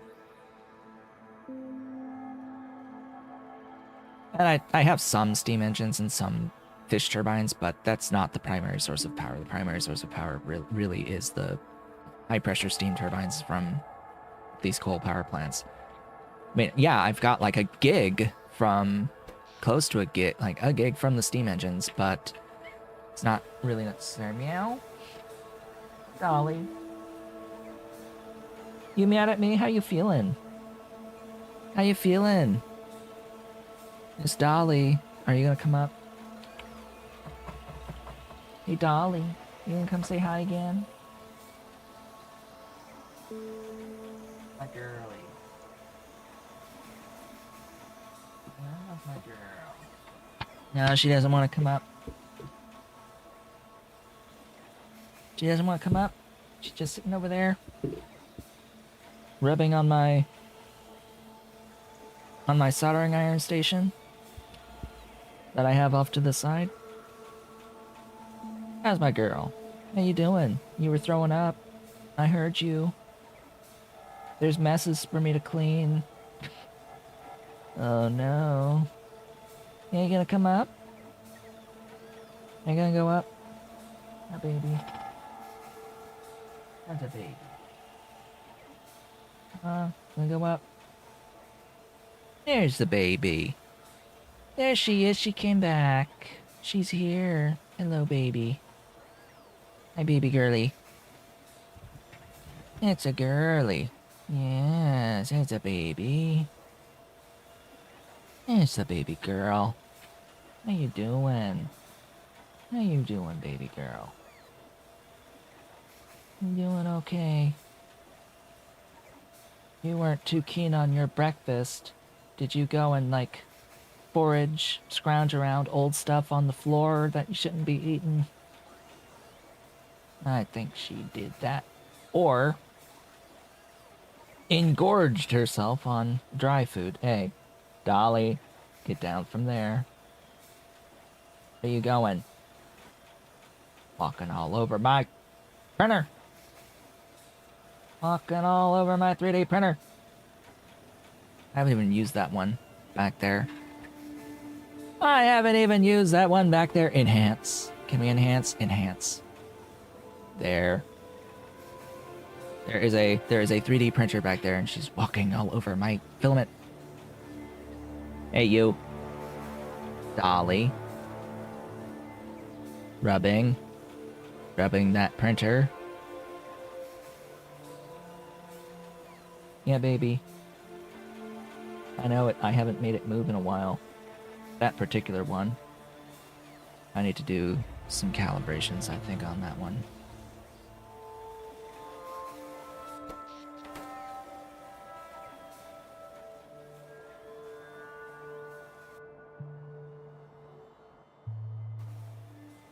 Yes, everything must be inspected. Especially if it's been moved. Hey, don't sit on that, please. That bed does not need like 9 pounds of weight on the front end. You're gonna warp my bed of the printer by sitting there. Hey, you. Here. Here. You not want this one? Which one do you want? You want this one? You want this one? Huh? Do you want this? This one? It's a string. Come on. Come on. It's like, no. I'm sitting pretty. I'm sitting pretty on this platform that is perfect size for cat. All right then. Yeah, she's like 9 pounds. Pounds. Yes, pounds. And then Ollie is like 14.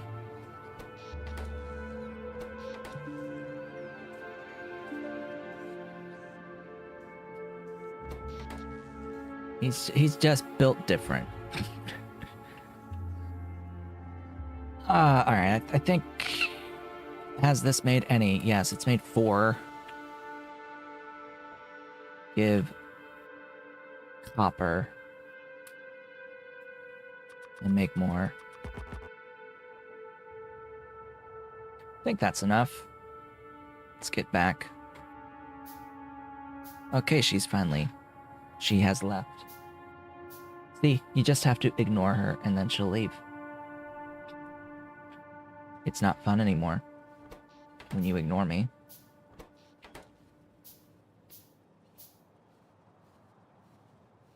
Yeah, he's big boy, and it's worse when he is now liking to get on my shoulder. Ollie's been doing that lately. He's been coming up onto the back of the chair, and then, like, going onto my shoulder, and now he's not even hesitating. He's just jumping up and going straight there, like, right here. Like, right here. And part of it is because he's trying to climb over me to get onto my lap. But sometimes he'll be there. He'll get there. And then he'll, like, slowly keep inching his way forward. And then I have the entire 14-pound cat just on my shoulder. And the other day, I was able to actually just get up out of the chair with this cat on my shoulder and walk to the other side of the house to their cat tree with the cat on my shoulder.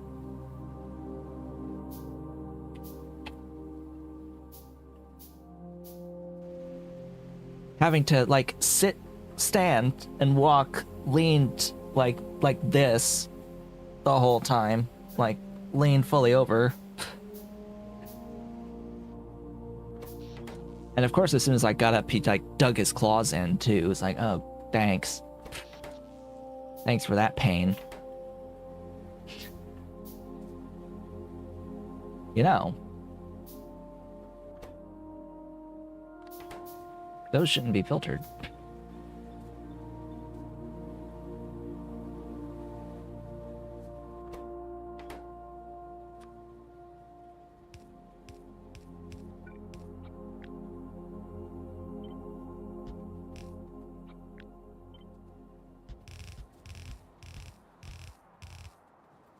This does not produce a solid, and it needs 2 solids in.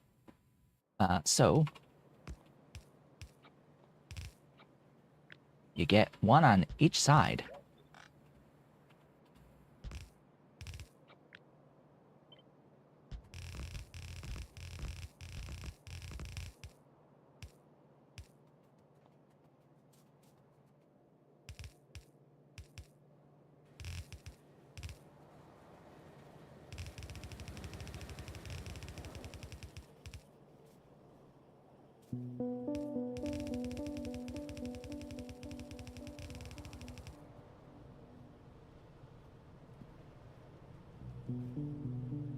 Yo, can I stack lime?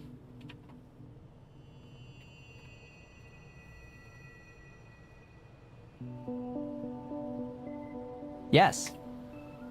Is the answer. Cool.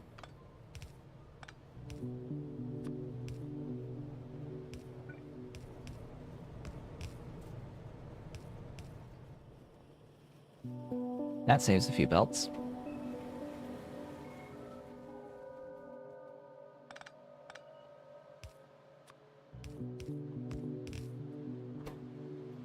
One, two, three.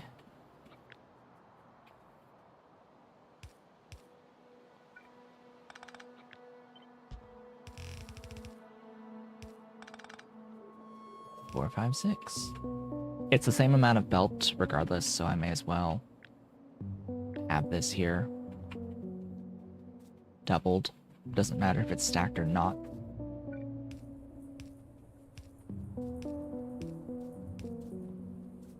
Let's see, I need the 9. I didn't break it down. That would help. How many is it? 6. I need 6 electric boilers. Boiling. 6 boilers boiling.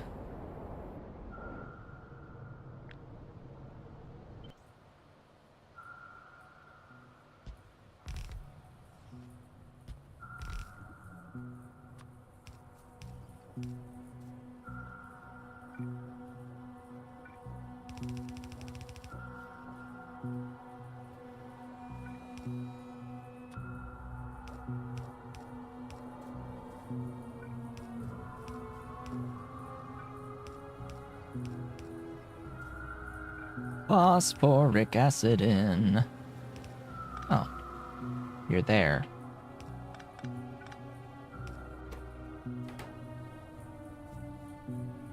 You're on that water. There is the pulp stage 1. Now it is the stage 1 that I will need to overflow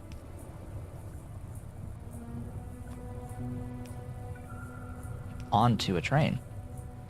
So we need a fluid input station, a fluid supply.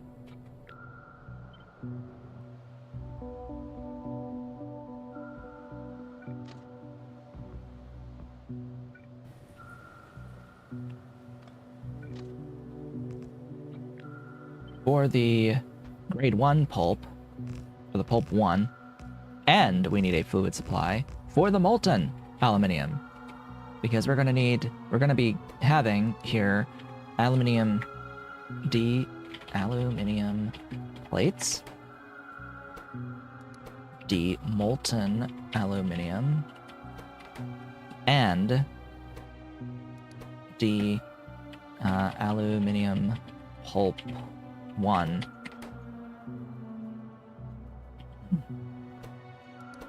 Yes, aluminium plates.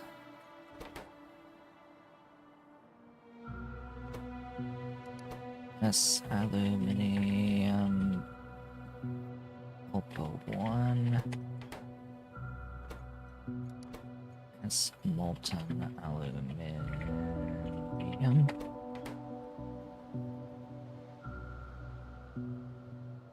It is a fluid tank, yes. This is the long storage tanks mod. Specifically a tank designed for use in train stations.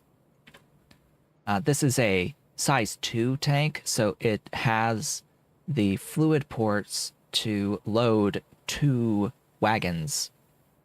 So it is exact positioning to load 2 vanilla wagons. But I only need it for 1. And I have scaled the storage volume a bit higher because I feel that the default values are a bit low.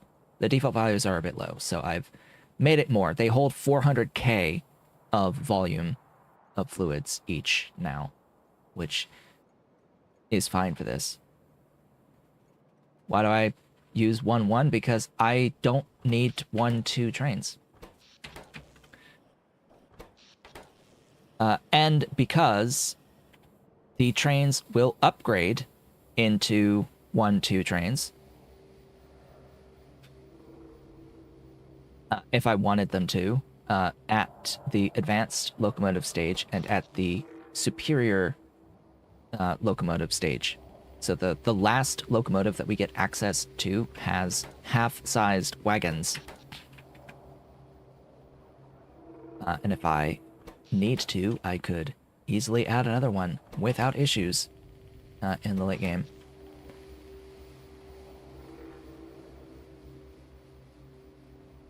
You know, and it's less materials to have to keep spending on additional wagons when you know that you only ever need 1-to-1 locomotives to wagons rather than 2 wagons per locomotive. And yeah, I've purposefully been designing my factories to not need very high throughput of train-based inputs. Meow. Meow. Meow meow. Hi, baby. Hello, Dolly. Yet again. Welcome back. Chirping at me. She chirps at me all the time. She's the talker. She is the talker around here. Hi. That's the back of my chair. Hi, baby. Welcome to my chair, Mrs. Kitty.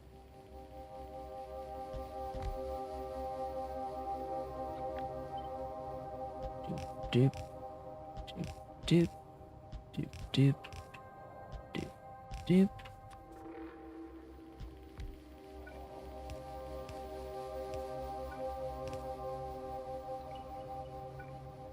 Overflowing.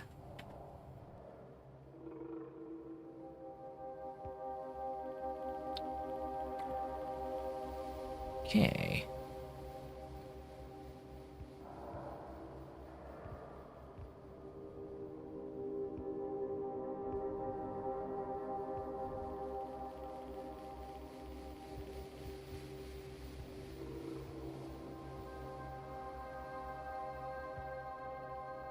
There we go. These are niobium pipes, and they are extremely cheap.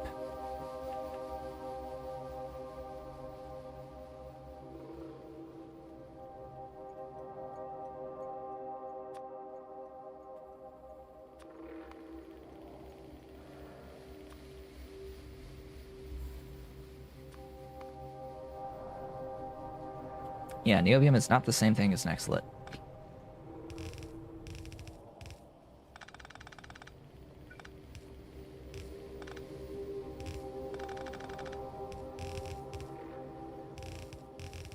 Niobium is a breath of fresh air by comparison.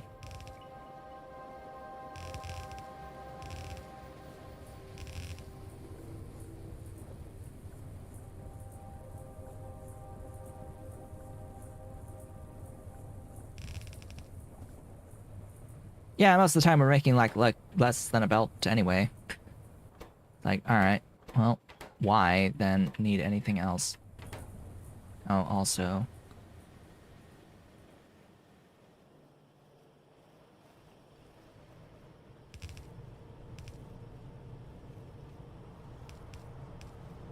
That's it.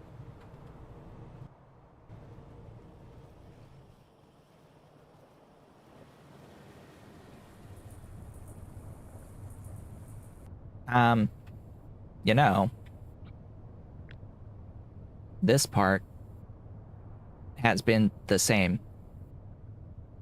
since I've started playing Pi.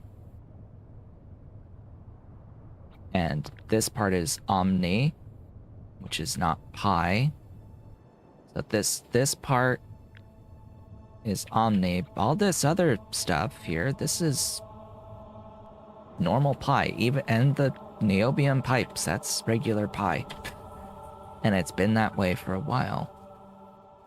These pipes have not changed at all.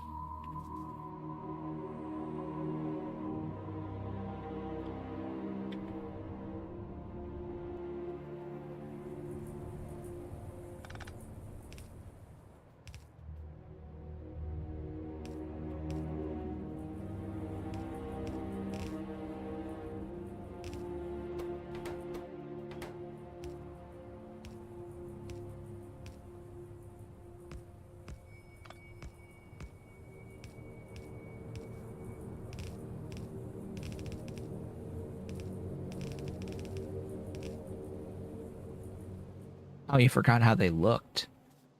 I mean, they've always looked like this. Now there is an upgraded pipe, the multi-purpose pipe. That one is made out of plastic and niobium. And the gimmick with that one, not only does it have the bigger underground distance, but all of the pipes are indestructible to impact damage. So you don't have to worry about your cars or creatures that you are riding destroying them.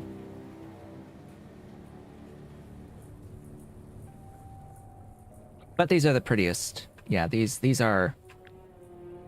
look the best. The multi-purpose pipes do not look as good as these nice shiny pipes. They don't look as good, but they are more advanced looking. They are a series of plastic pipes, a bunch of plastic pipes together in a single bundle. And Pi did improve the undergrounds for them. They were utter trash. They were made slightly better with that update. They will never look as good as these, though. It's just not gonna happen.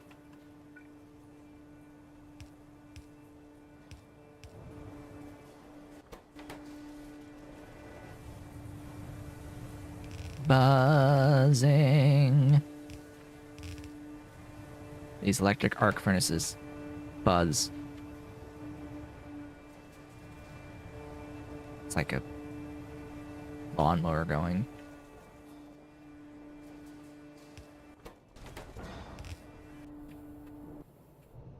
Okay, now I gotta get the thing over to here, which I think I am unfortunately gonna have to route it this way. Sweet! There's the aluminium plates. Entire stream for this. For a day that I was not prepared, I think we're fine. I think I'm fine. I feel pause. Yes, baby. Your foot's pushing against my back. You just gotta get clean. You just gotta get clean after throwing up all over the place.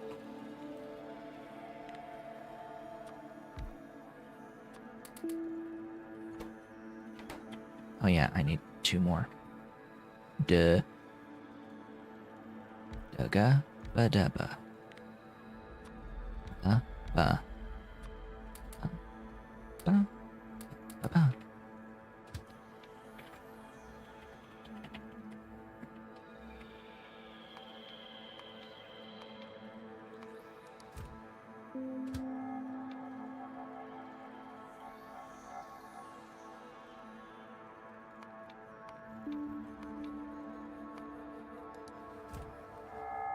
Really, you're full already. Jeez.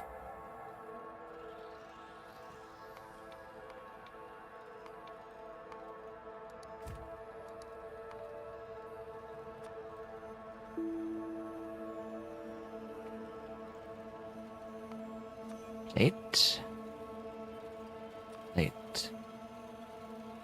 Yes, Omnite is fuel. Duh.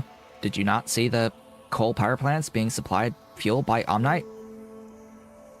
It is a chemical fuel, and therefore it is used by anything that needs chemical fuels, including trains.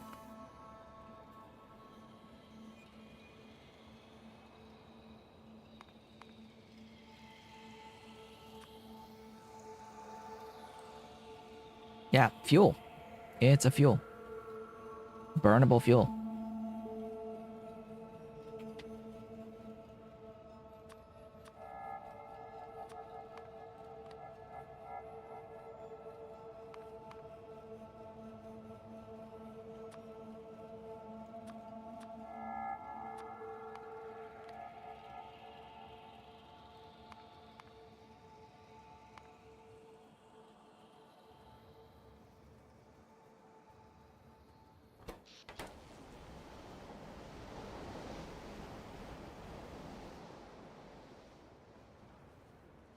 It is highly convenient to be able to get whatever ore you need in the location that you want to build it. Like, to have it on demand wherever you need it.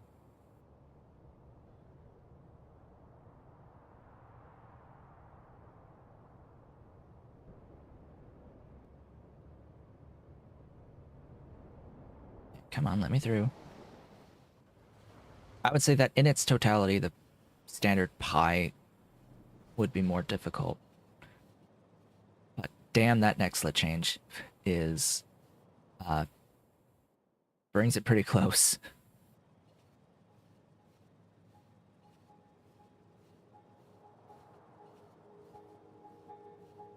Yeah, if not for the nextlet thing, it's like plain as day that Omni is an easier experience overall than base Pi.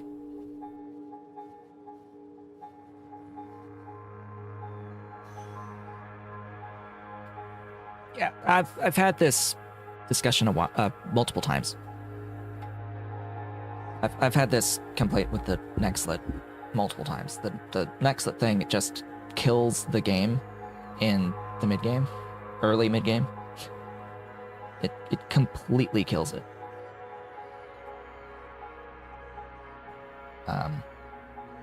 At this exact point in the game where we need more nextlet and we can't get it without devoting a mega base for it.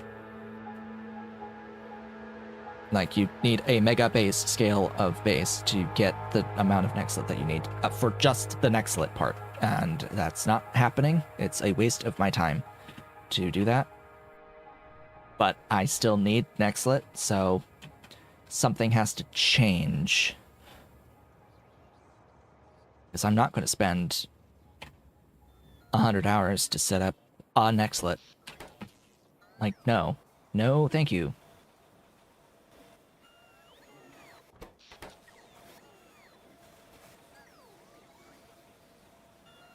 Don't really want to spend any amount of time.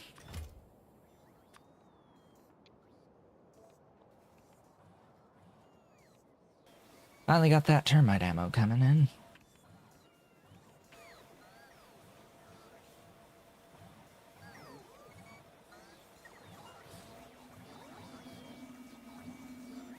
I'm half expecting them to say, just deal with it. Maybe add on a fuck you on it too, on their response. You get to be in pain on the nextlet.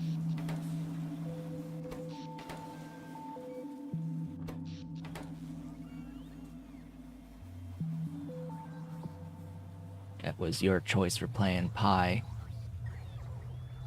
You don't have a right to complain.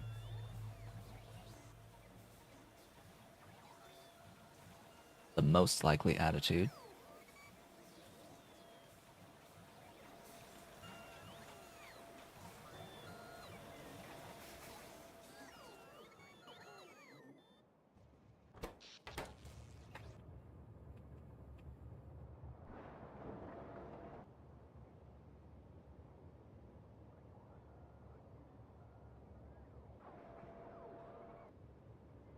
Well, that's one step done. Hey, wouldn't you know it, there's the duralumin.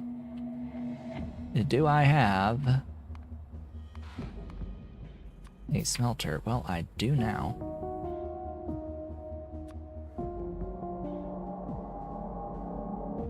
Finally, a factory that I can place anywhere. It does not need to be at a source of Omnite. However, you know, death to all trees. Oh yeah, I got nanobot termite ammo. We'll use that.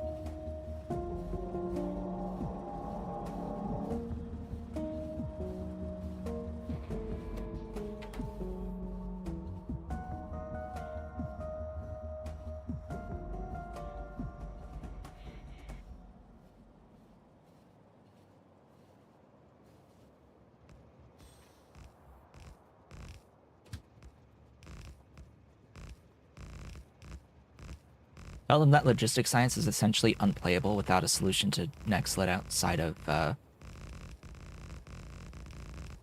non-option that they have.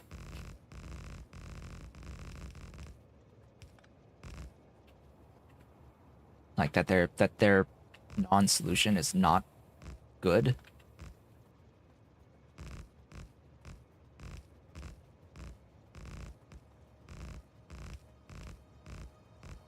And that it makes the logistics science part of the game much more difficult than even the standard game at any point. That it's not intended in Pi to not have access to a better way of getting into NextLit at logistics science.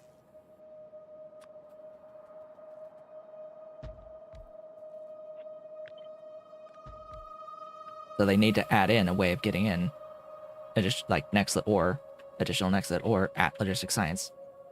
At this tech level, it needs to be here. It's fine to have it be needed before this point and need to convert the tar to tailings to raw NextLit because that does match in vanilla Pi at the beginning of the game. But once you unlock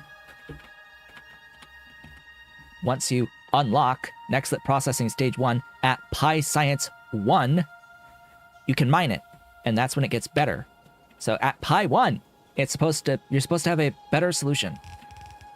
And without a better solution, it makes the logistics science phase of the game and the entire game until purple science basically impossible.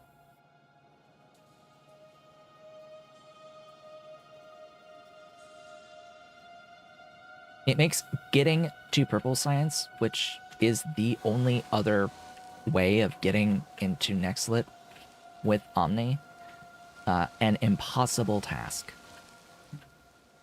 for a majority of people. It makes it so that most of your base is needed, like most of the area and scope of your base would be dedicated to just a small amount of NextLit. Yeah. Like, I really would not like to have half or over half of my base just to make a small amount of NextLit. That's not gonna happen. So either they're gonna give a solution to it or I'm just gonna mod in my way. And make it super easy.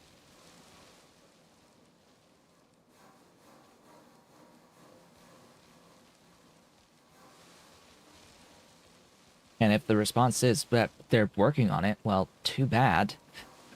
It doesn't matter when there's no solution now. At least put in a solution that works.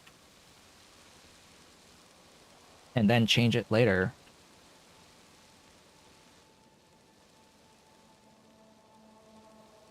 Having no option is not a valid solution while you are working on a better solution. That's not how that should be working.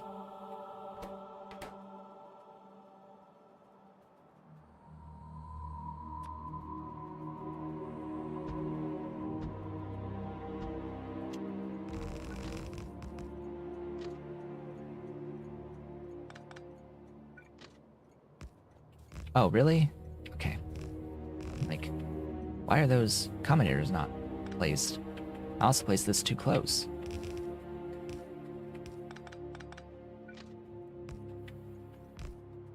Yeah.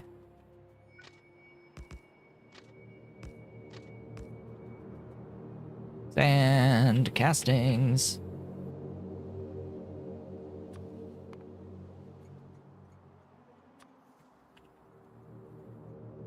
Molten copper. Molten aluminum. And acetylene. The molten aluminum is not going to be here anytime soon.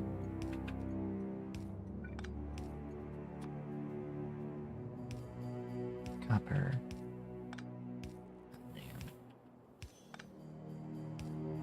Acetylene.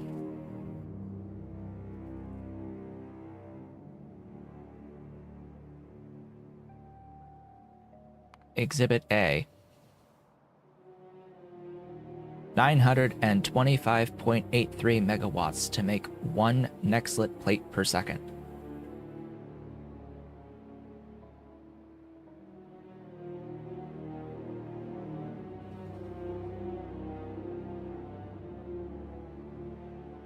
There need be no further exhibits.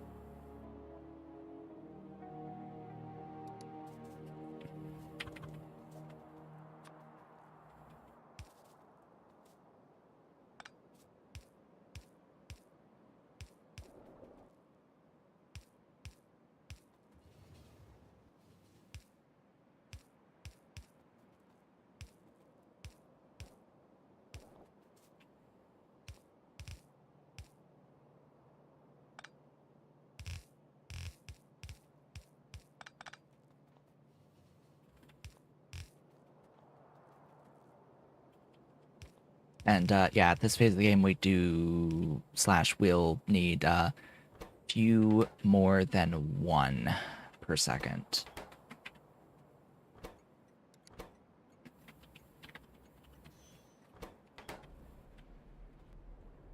Definitely, before we get to purple science, we're going to need more than 1 per second of the next lit.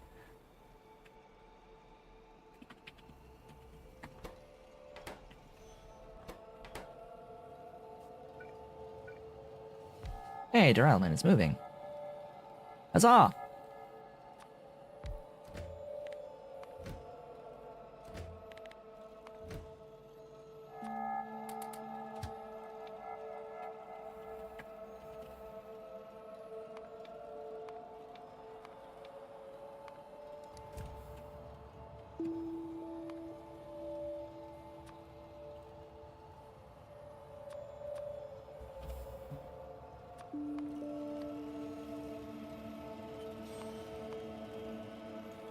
Ta-da!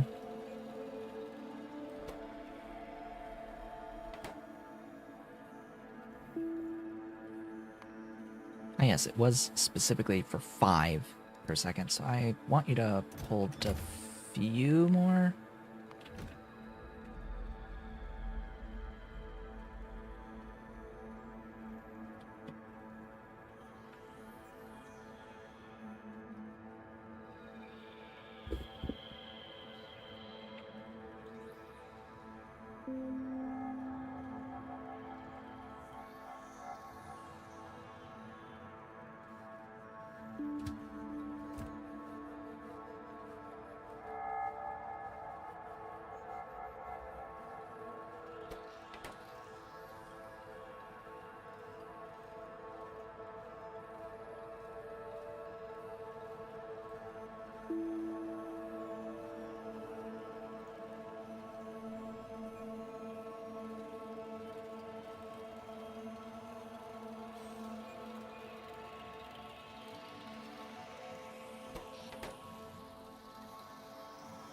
Alright.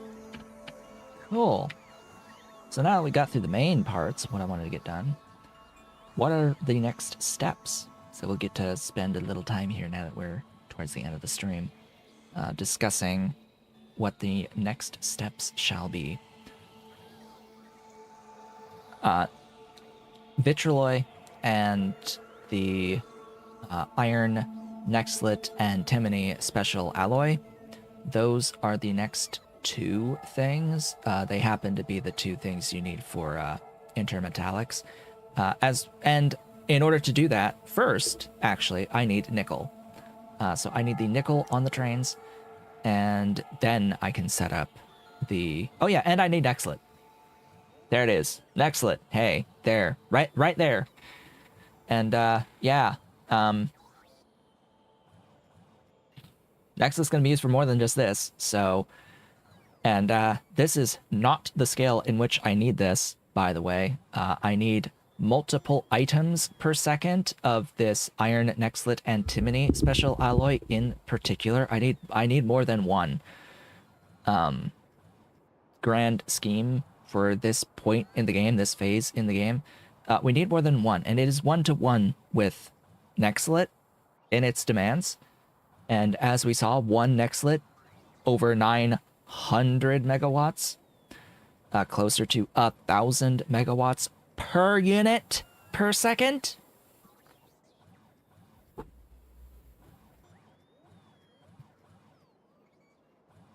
So next is nexlet, next is nickel, and then nexlet.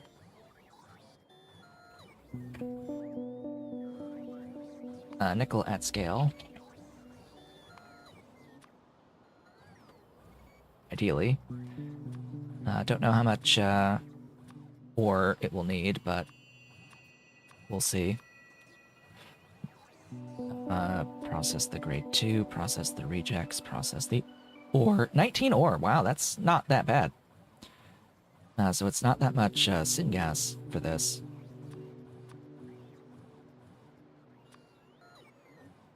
Wow, that's not too bad. So that'll be a factory next time. And then, of course, there's this. All right.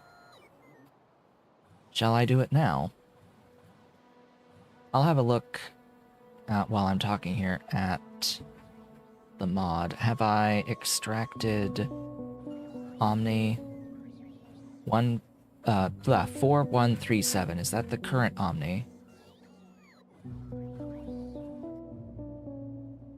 Omnimatter is 1437, yes. So, Omnimatter.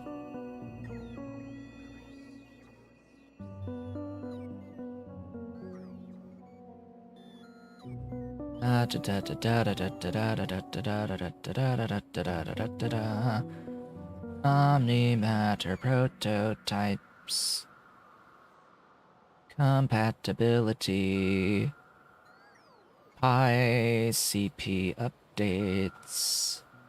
What do we have in that file? Or would it be under general compat or extraction resources? That.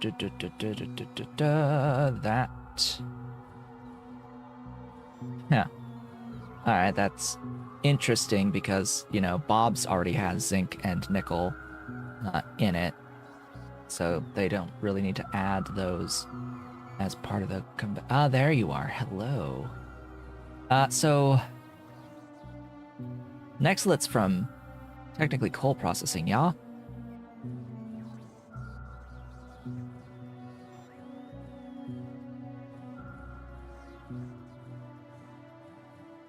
It's like base pi?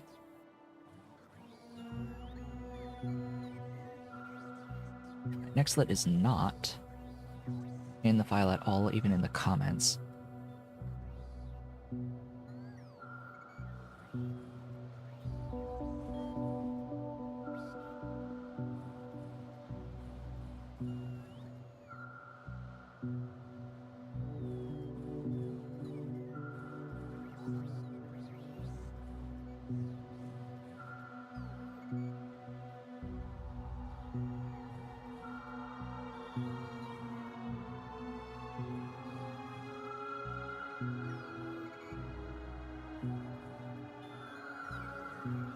So what is the name of the raw ore?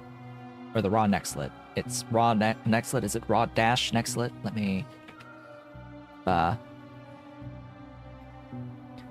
It is nexlet dash ore. That would have been a crash. Da da da da. What do I want to add it? I'll add it to CP. Oh, there's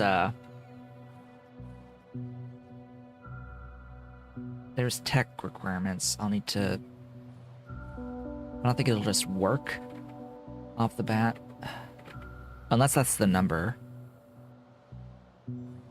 That might be the number that's there. That might be the definition of...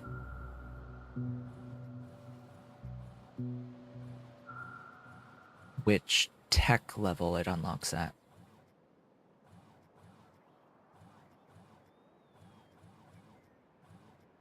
So nextlet dash or tech is 2.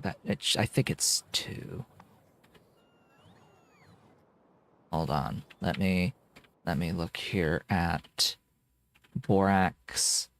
So the borax omnitraction.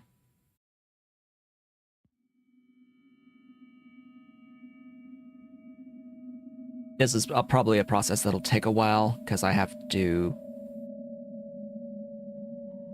like, find, like, which focus, or which, like, non-focused omnitraction it would be, if it gets one.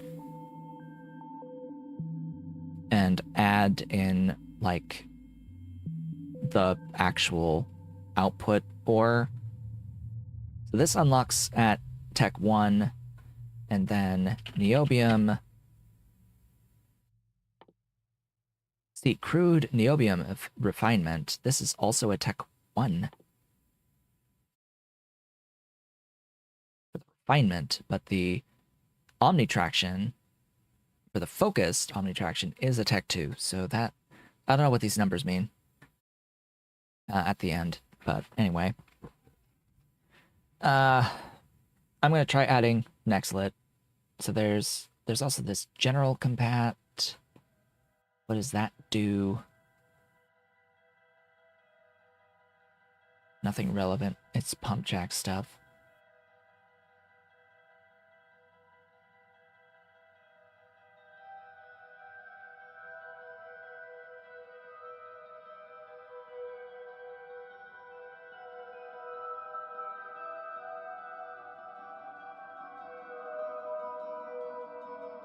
I'll have to have a look at some point.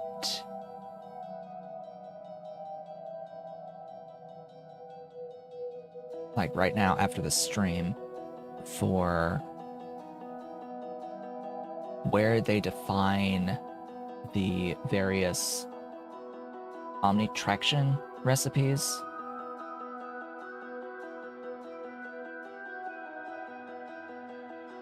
And work from there. But for now, I'm going to be ending off the stream.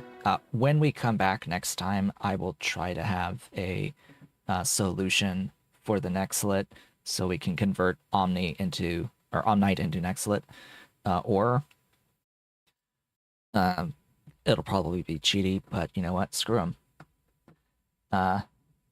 If you've enjoyed today's stream where we have gotten into duralumin and aluminium products, do all the social stuff down below. Thank you all for watching. I will return on Tuesday with more. I hope to see you all then.